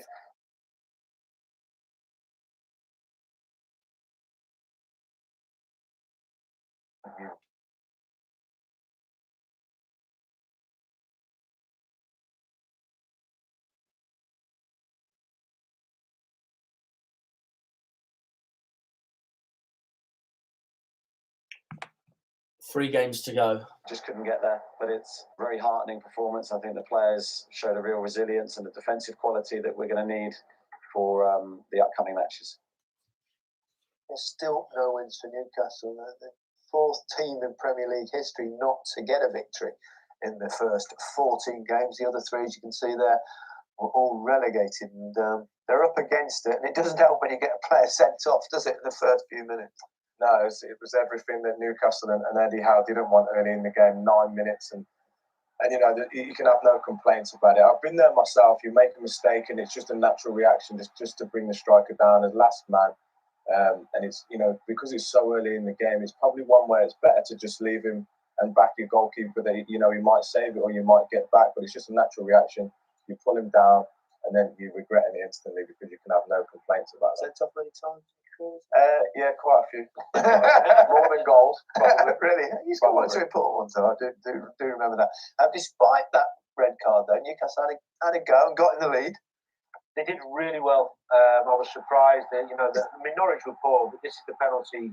Gilmore, it's the right decision. It's a penalty. Yeah, So it's he a agrees penalty, with 100%. Dean Smith. Yeah, he does, but that's fine. He got lucky with the penalty. This is a brilliant equaliser from Pookie. Superb finish. 3-4. But actually, it was hard luck really for Newcastle because the majority of the game with 10 men, they defended well. Norwich didn't create too much. As Eddie Howe said, great resilience. There was a good defensive spirit there. There was everything that he needs moving forward because they've got some tough fixtures coming up. Was there, so they've got half a chance. Okay. Paul Warhurst and Attilio Lombardo scored the goals the last time Crystal Palace won a top-flight game at Leeds. That was back in 1997. Steve Bauer was at Ellen Road. Leeds Crystal Palace. Leeds' side was Melier, Dallas, Strout, Llorente, Cooper, Phillips, Forshaw, Rafinha, Click, Daniel James, and Tyler Roberts up front. Crystal Palace, Guaita, Ward, Mitchell, Gay, Tompkins, Koyate, Gallagher, Schlupp, Ayew, Zaha, and Edward. Phillips, what a pass. Rafinha. Here's Rafinha for Leeds. Taking on Mitchell, who recovered from the first situation. It's fallen to Forshaw. Forshaw's shot was just wide. The goal would be particularly sweet to Adam Forshaw. His fourth consecutive Premier League start after almost 2 years out with a hip injury. He's never scored for Leeds United. Here's Ayew. Causing Stroud problems again. Ayew goes down. Gallagher protests for a penalty, as does Zaha. Look at Gallagher's protests. Referee on field says goal kick. Simon Hooper in VAR tonight. Was there enough in that? Nibble there. Arm on the back, but he went down in a... That's not enough to be a penalty. Clear and obvious error there. Gallagher. Gallagher gives it away. Straight to Phillips. Straight to Calvin Phillips. Now Rafinha. Fighted forward by Rafinha. Joel Ward's header was a little unconvincing. That's brilliant work from Chiarte. And that is that from Phillips. And he strides on. He left the goal himself. Phillips' shot was wide. Calvin Phillips. He was onto that so quickly. The angle was always against him. Zaha. Rodrigo, Firpo come on for Click and Strout. Here is Rafinha. Forward here for Leeds, including James. Here's Daniel James. Rodrigo's shot is wide. The clearest sight of goal that Leeds have had. Wonderful pass and awareness here from Rafinha. Dan James saw Rodrigo free. It's just a fraction too far in front of him. Here's Jordan Ayew.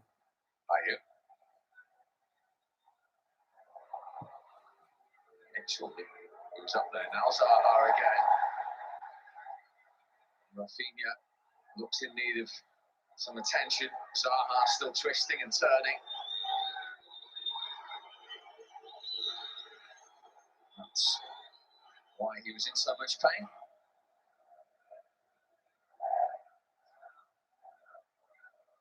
Sorry, what was that substitution? Jesus Christ.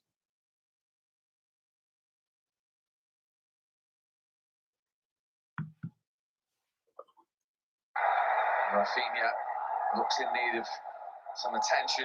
Zaha still twisting and turning. That's why he was in so much pain. Benteke's on for Edward. Chiarte to Benteke. Chiarte's carried on his run here. There's Gallagher free as well. Here is Gallagher. Cooper with an excellent block. Zaha. Benteke. Oh, Benteke was just wide. He can't believe it. His teammates can't believe it, and neither can his manager.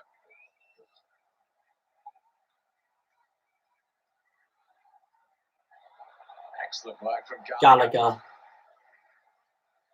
He's trying to switch play. It might be ambitious. Still with Kiate. Ayew. In from Jordan Ayew. Ayew tries to find Benteke.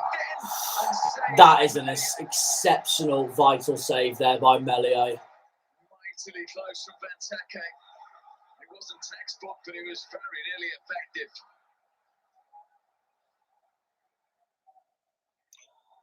Hughes and Elise come on for Schlupp and Ayew for Palace. Rafinha. Still Rafinha.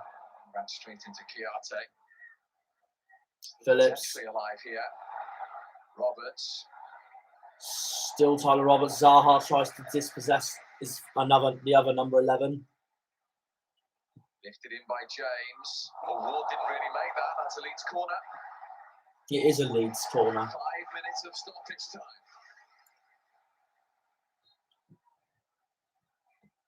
Rafinha's delivery.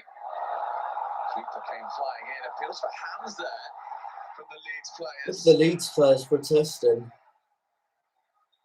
as they appeal for a handball. Gerhi, who had his arm up. I think that is a handball. And Simon Hooper is going to send Kevin Friend, the referee, to the pitch side monitor. Let's have a look. Well, his arm, you have to say, is yeah, that's a penalty. That's 100% a penalty. That's a handball. 100% that's a penalty. Kevin Friend points to the spot. Yellow card for Gerhi too.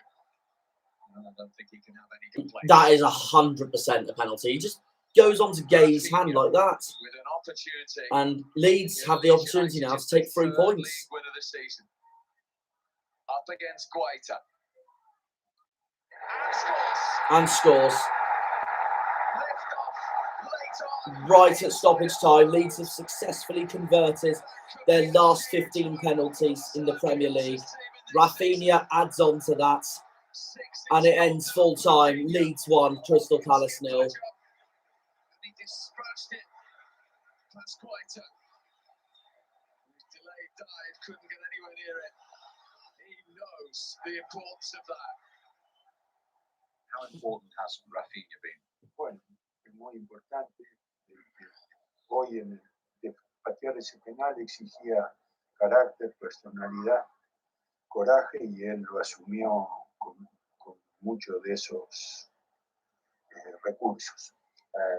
He's very important, and today to score that goal, he needed a lot of character, personality, courage. It got us the 3 points. The yellow cards for Leeds were Strauch, Firpo, Dallas, and Roberts. We are a little bit disappointed because. And Palace's was Ward, Gallagher, and Gay. Because I think we didn't manage some of the situation in the first half. I think we should create a little bit more chances in the second half, and we didn't make the right decision. And we came back in the second half with a couple of chances. But I really believe that we were the better team tonight. But no points. Leeds have won all 5 matches that they played on a Tuesday night. As for the rest of the stats, Leeds dominated possession 62-38, dominated shots 15-9, shots on target 3-1, and then 7 corners to Crystal Palace's 4. So overall, really, Leeds were the better team. Since they returned to the Premier League. And they left this one late. It was a penalty, but it was a game time tale of 2 penalty decisions. The Palace one that got turned down from start. Yeah, it's not penalty for me. I think that's weak. And it would have been enough, is it? No, it's not enough. It would have been very harsh on Leeds if that was given. I think Jordan Ayew's looking for it. He goes down a bit soft, and I'm glad the ref didn't give that. Yeah, it isn't a penalty. Jordan Ayew's looking for it, and it's not enough to be a penalty. And that's just, it's kind of coming together.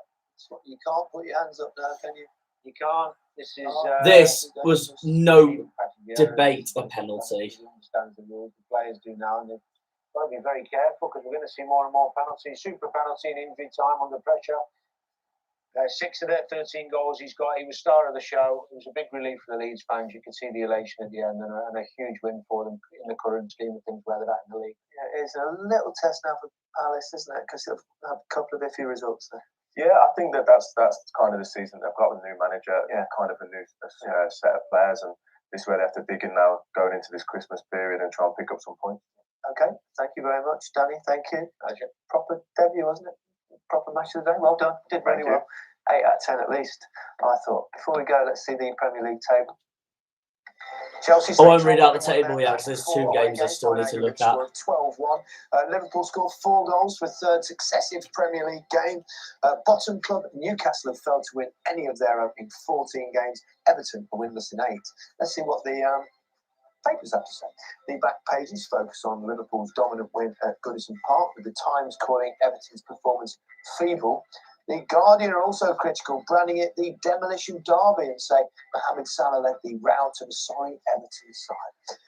Indeed. Well, that's it. Salah at the double then for Liverpool as the Egyptian king leaves Everton fans in denial. Goodbye. That was an amazing goal by Salah. And that from Bernardo Silva. Look at that from Mope. Maddison against Southampton. Oh, and Pookie's. We've had some cracking goals so far from round 14. Rafinha's penalty. And Mount kissing the badge. Come on, my boy. Right, 2 games to go. So I will load YouTube up.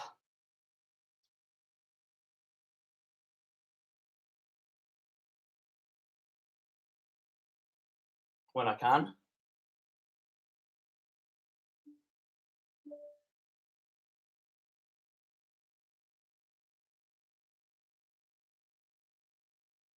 Come on. Come on.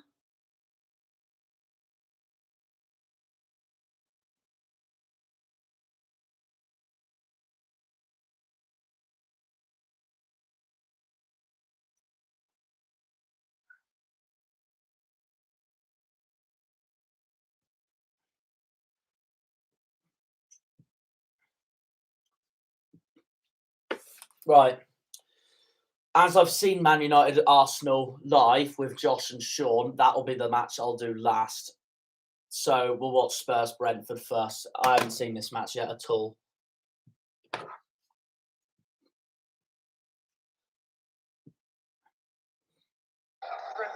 Burnley on Sunday was a no-goer in the snow, so Spurs have had to wait a week to get back into the action.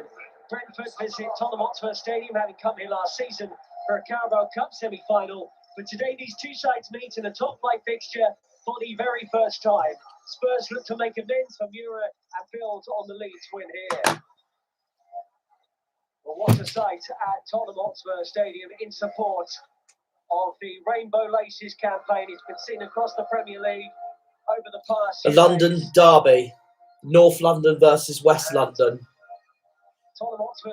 Two clubs overshadowed by more successful teams in their area. Tottenham overshadowed by Arsenal, and of course Brentford overshadowed by Chelsea. Tottenham's lineup looked like this: Lloris, Sanchez, Dyer, Davis, Reguilon, Emerson Royale, Højbjerg, Oliver Skip, Lucas Moura, Son and Kane. Ndombele's on the bench. Brentford, Fernandes, Alvaro Fernandes, good, Janssen, Pinnock, Henry, Canos, Onyeka, Norgard, Janelt, Tony and Mbomo. Sergi Canos and Rico Henry from out wide will be major threats this evening. Antonio Conte versus Thomas Frank. Here is Reguilon. Kane. Harry Kane collected from Reguilon. Lucas Moura's an option. Lucas Moura. And already Alvaro Fernandes denies Lucas Moura. Tottenham already had the first shot of the game. Claws that away to deny Lucas Moura the early goal.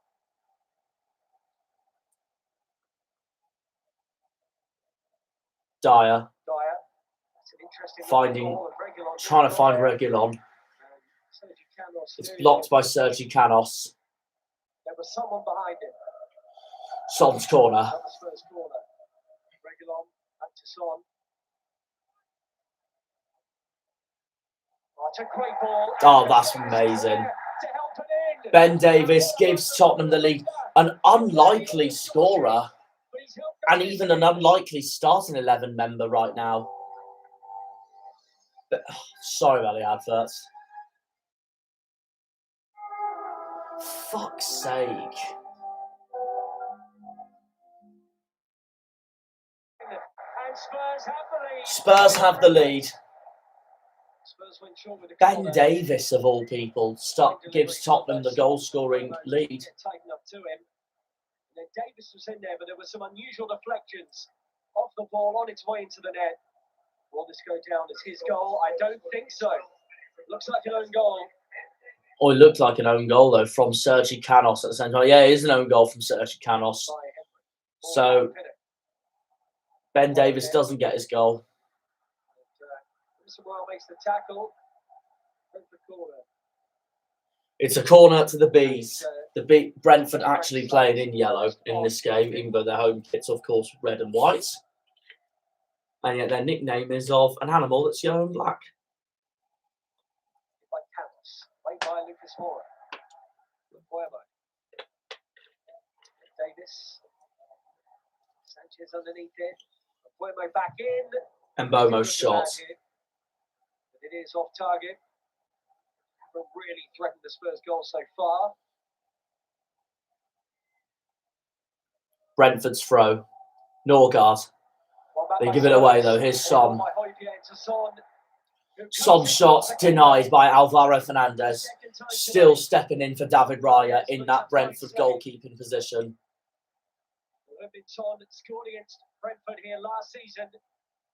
The game-killing goal in that Carabao Cup semi-final. He nearly witnessed one into the corner. Right, second half. On by Reguilon into Skip. Here's Oliver Skip for Tottenham. Moura's in front of him, as is Son, as is Harry Kane. And Fernandez denies Tottenham again. Tottenham looking for that second goal. But Alvaro Fernandez is saving Brentford as much as he can in this game. Fernandez blocks it. Just one Premier League goal for Harry Kane this season, coming against Newcastle. Son again. Here's Son. Dances away from Buemo. By Reguilon. Shut down. Buemo is thinking quite easily out on that side. Reguilon. Here is Reguilon. And Bomo's around him. Oh, can someone turn that in? Ben Davies' header. Straight to Fernandez. That is not the first time that Alvaro Fernandez, all for his excellent saves in this game, has got unconvincing from crosses into the area. And Davies not accredited for that first half goal. Was not far from actually getting one here. I'd say Romero is not likely back until January, February time. Spurs will miss the big new centre-back. Skip. Spurs put on the pressure again. Kane turns. In it goes. And it's side netting from Højbjerg. I thought that was going in, 100%. Kane is well onside because Pinnock was in an unusual position. Kane dropped it across the face of goal, and Højbjerg, from a difficult angle, couldn't turn it in. Sanchez, Son, Kane. Here's Kane. Look at the run of Reguilon. Reguilon, Son. What an assist by Reguilon. And it's a tap-in from Heung-min Son. Spurs do finally double their lead, looking for that second goal. And it will be a comfortable 3 points for Antonio Conte's side. This is his new role in this Conte team. To get very advanced. Kane, he's been playing passes like that tonight as well, linking up from the middle of the pitch. And Heung-min Son was never in a million years going to miss that.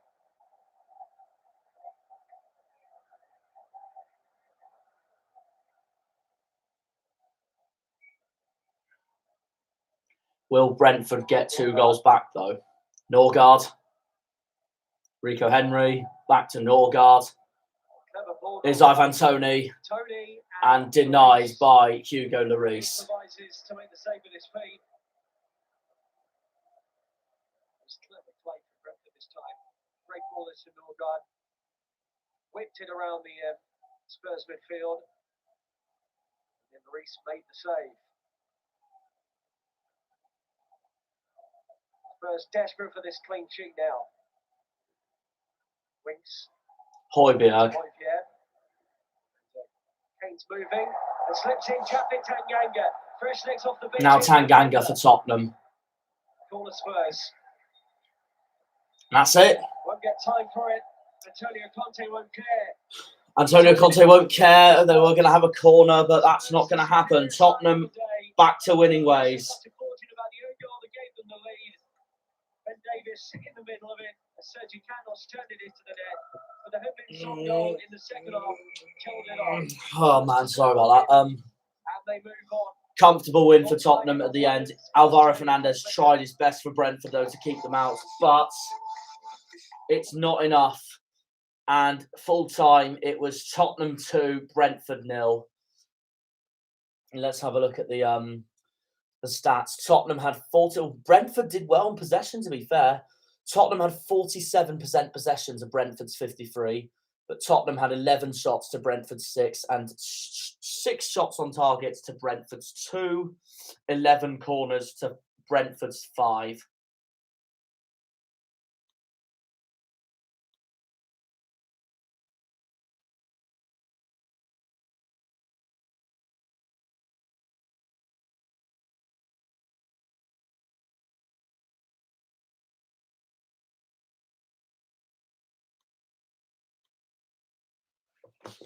Oh, shit.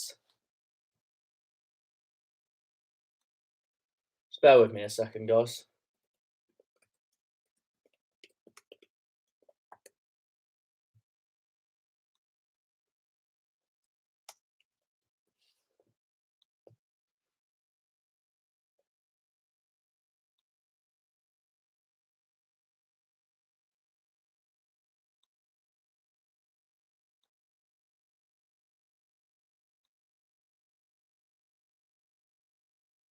No yellow cards during the whole game. Wow. Fair play. Right, and that leaves me with one more game of the weekend.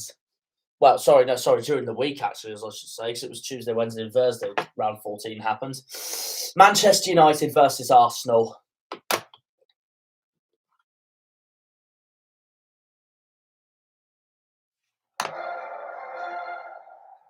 Of course, we live streamed this match on Thursday. Of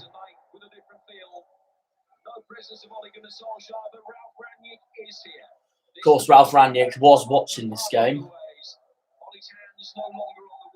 It's good that they still love Ollie to bits, though, the United fans. Now, this was this was Smith Rowe's goal when De Gea went down. Fred was a muppet for this. No wonder Josh and Sean were fuming. And De Gea just stays down looking for Arsenal. To be honest, it was ridiculous from De Gea to stay down as well because Arsenal got their deserved goal and took advantage of United's own calamitous misfortunes there. But De Gea stayed down to make sure Arsenal's goal was disallowed. Ridiculous. Absolutely ridiculous. Arsenal deserved that lead, 100%. But in all honesty, I got it wrong in the commentary box on Thursday when I said, they're not going to give the goal because they're not going to give the goal and they shouldn't give the goal because De Gea's down. But then looking at the replay, no wonder Arteta was fuming that they didn't give the goal at first because it wasn't an Arsenal player who fouled De Gea. Otherwise, the goal wouldn't have standed. Fred fouled De Gea, and Smith Rowe and Arsenal took advantage of that and deserved their lead and got the goal they deserved. Martin Atkinson, the collision with David De Gea is inflicted by one of his teammates, and a goal is going to be given here. Arsenal do lead. And then the United players protest. And you know what I find so funny? It's Fred who caused all this that leads the protest. Mad. Sancho. Fred. Fernandes, 1-1. Bottom right. Bruno Fernandes puts Manchester United back into the game. And it was Fred that assisted him. Bruno Fernandes ends his longest goal drought for the club. It's one apiece here at Old Trafford. But now here's Odegaard's corner for Arsenal. What a save by De Gea to deny the Arsenal players in the box.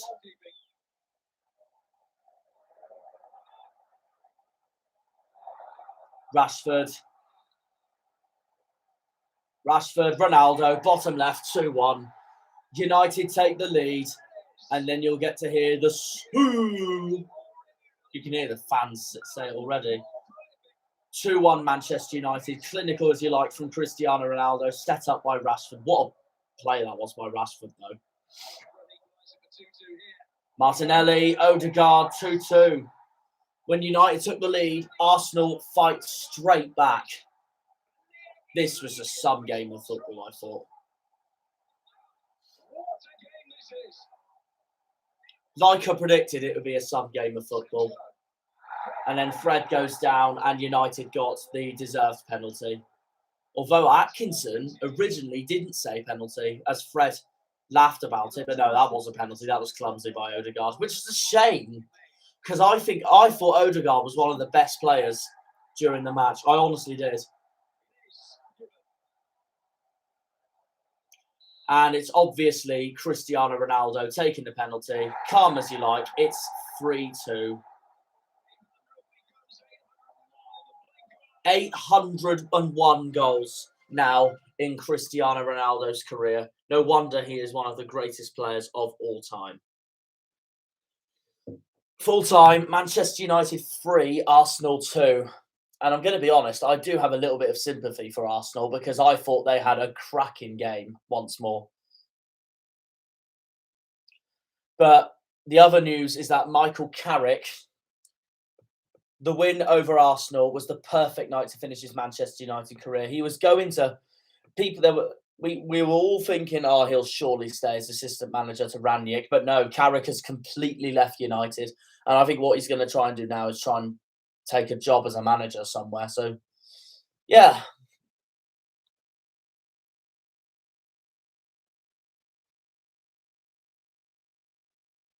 To be honest, though, Arsenal dominated possession. I know, not dominated, but Arsenal got the better of Manchester United on possession and shots during that game.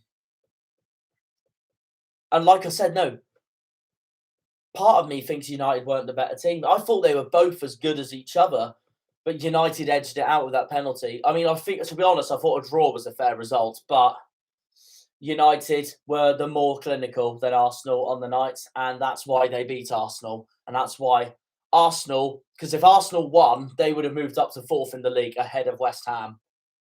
But they stay 5th. But they may have lost, but I thought they played very well, personally. I know it's Arsenal's 4th defeat of the season, but I think they'll bounce back. But I think United, I wouldn't say they're back yet, but they're getting there. Now it depends on how Ranić does for the club. But here's the stats anyway. 44% possession for Man United to Arsenal's 56. 14 shots to Arsenal's 17. 10 shots on target to Arsenal's 8. And 3 corners to Arsenal's 8. Well, that doesn't surprise me anyway, because Arsenal had like 3 corners right at the start of the match.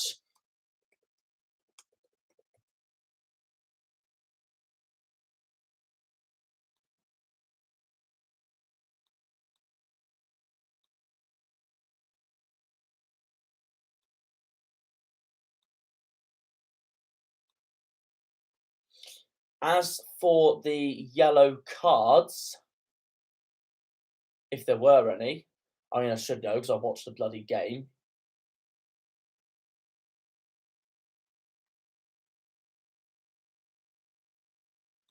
McTominay was booked for United.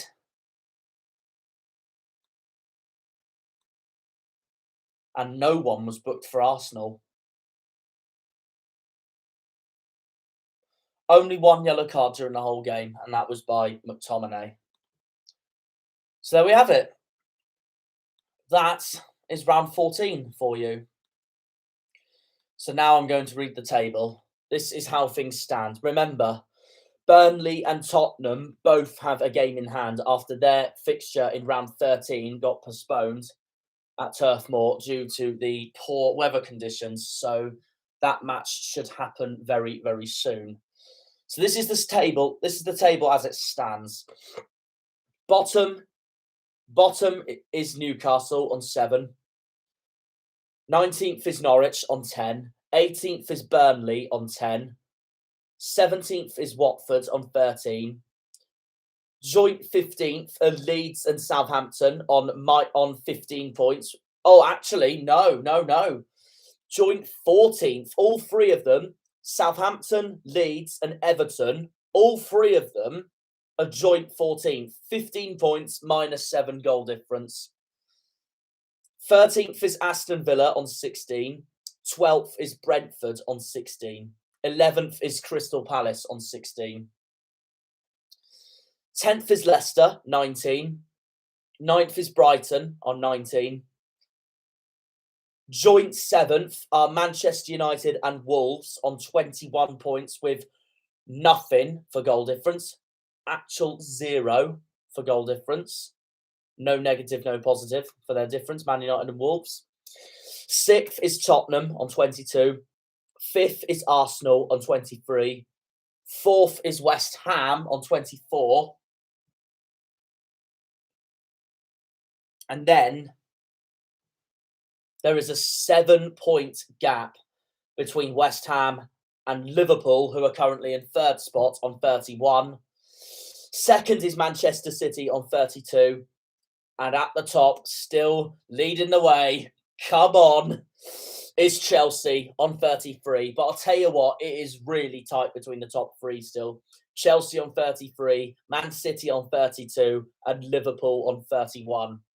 And I'm going to be honest, I honestly thought after that performance against Watford and that we were level 1-1 for a long period of time during that game, I honestly thought Chelsea were going to drop down to 3rd before this weekend and Man City were going to take over at the top of the league.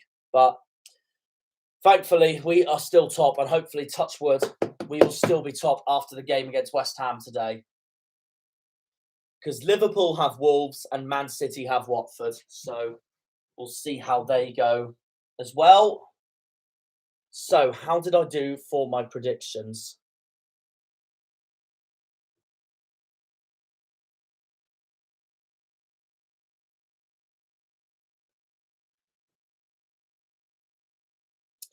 So this is how I did for round 14. I had Newcastle to win 2-1 against Norwich. It was 1-1. No points there. I had Leeds to lose 2-1 to Crystal Palace. It was 1-0 to Leeds, so no points there. I had Southampton and Leicester to draw 2-2. I got that spot on, so that's 3 points. I had Wolves to beat Burnley 2-0. It was 0-0, so I got nothing from that. I had Chelsea to beat Watford 3-0, but it was 2-1, so I got a point there. I had West Ham to draw 1-1 with Brighton, and I got that spot on. It was 1-1. I had Liverpool to thrash Everton. This was a bold prediction, in my opinion. I had Liverpool to absolutely thrash Everton 5-1 at Goodison Park. And I'm not going to lie, I was very close. It was 4-1. And I got 1 point for that. I had Man City to beat Aston Villa 3-1 at Villa Park. It was 2-1. I was close there as well, so another point. I had Tottenham to beat Brentford 3-1. It was 2-0, so I was close there as well. And I had Manchester United to beat Arsenal 4-2, and it was 3-2, and I was close there with a point. Very close.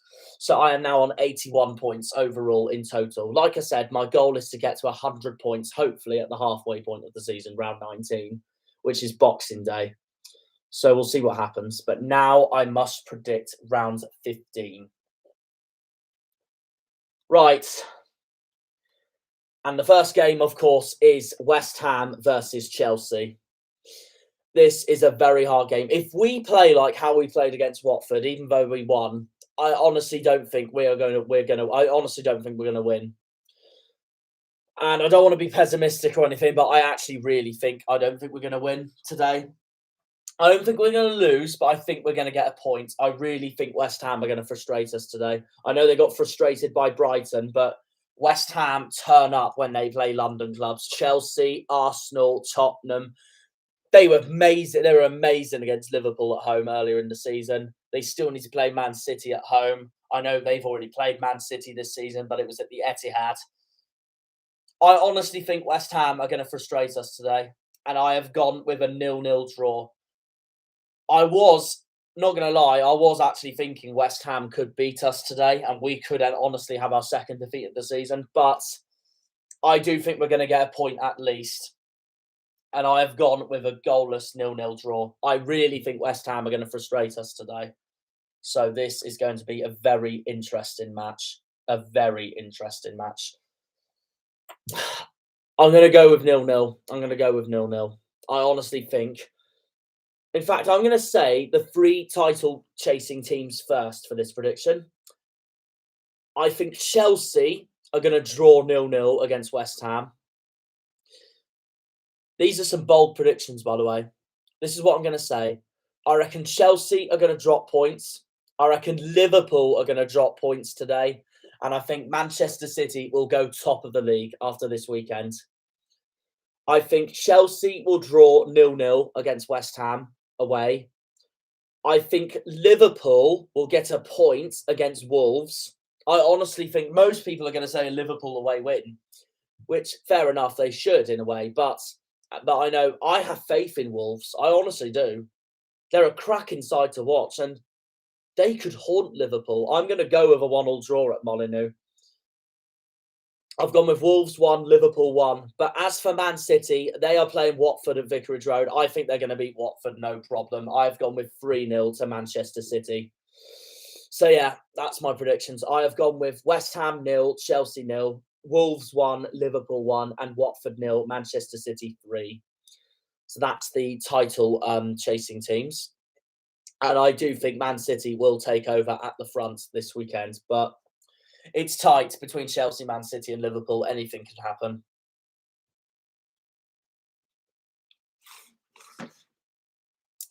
Right, now the rest of the games. Newcastle against Burnley at St James's Park. If Newcastle don't win this, they are in huge trouble. The fans have had enough. If they draw this match, they are in huge, huge trouble. At least if they draw this match. 7 draws, 7 defeats, 7 points. I'm still backing Newcastle to get their first win of the season today. But if Burnley really turn up, then Newcastle really are in trouble. Really are in trouble. I still couldn't believe they didn't beat Norwich at home. So yeah, but I am still going to back Eddie Howe to get Newcastle their first win of the season. I'm going with Newcastle 1, Burnley 0. So West Ham, Chelsea, Wolves, Liverpool, Watford, Man City, Newcastle, Burnley, Southampton, Brighton. I'm going to watch this match today straight after my live stream of West Ham, Chelsea in 2 hours' time. Because Josh, of course, his second favourite team is Brighton after Manchester United, because Brighton is the closest closest well-known English club to where he's from in Horsham, West Sussex. And I have gone with a 1-1 draw between the two South Coast clubs at St Mary's. A 1-1 draw between Southampton and Brighton. Okay. Leeds against Brentford. I have gone with a home win. I have gone with 2-1 to Leeds. Manchester United, Crystal Palace. Ralph Rangnick's first game in charge at the club. I think United are going to win. I think United will beat Crystal Palace 2-1. Tottenham against Norwich at White Hart Lane. I have gone with a home win for that as well. 2-0 to Tottenham. Aston Villa Leicester. I have also gone with a home win. 2-1 to Aston Villa. And Everton versus Arsenal on Monday night at Goodison Park. I think Arsenal, with the way they've been performing, compared to the way Everton have been performing recently, I think Arsenal will bounce back from that defeat against Manchester United. And I honestly think Arsenal are going to get an away win on Monday night. I've gone with Everton 1, Arsenal 3. And that really, really will put Everton in trouble. So, yeah, that's my predictions for this weekend. So, let's see how I do. But, yeah, that is the end of the video. Thank you very much for watching, guys. And this is not the last from me today, because you will see me again at 12:30, because I am live streaming East Londoners West Ham against the Mighty Blues. It's the Mighty Irons, East Londoners West Ham, against the Mighty Blues, West Londoners Chelsea. Come on, boys. Oh, I'm shitting myself for the game. I'm honestly not confident for it at all. So hopefully, touch wood, hopefully my boys in blue can turn my mood around and perform a magnificent performance today. But we'll see. It's going to be a tough, tough game at the London Stadium. A very tough game. So, yeah. Anyway, thanks for watching, and we'll catch you later on. Cheerio.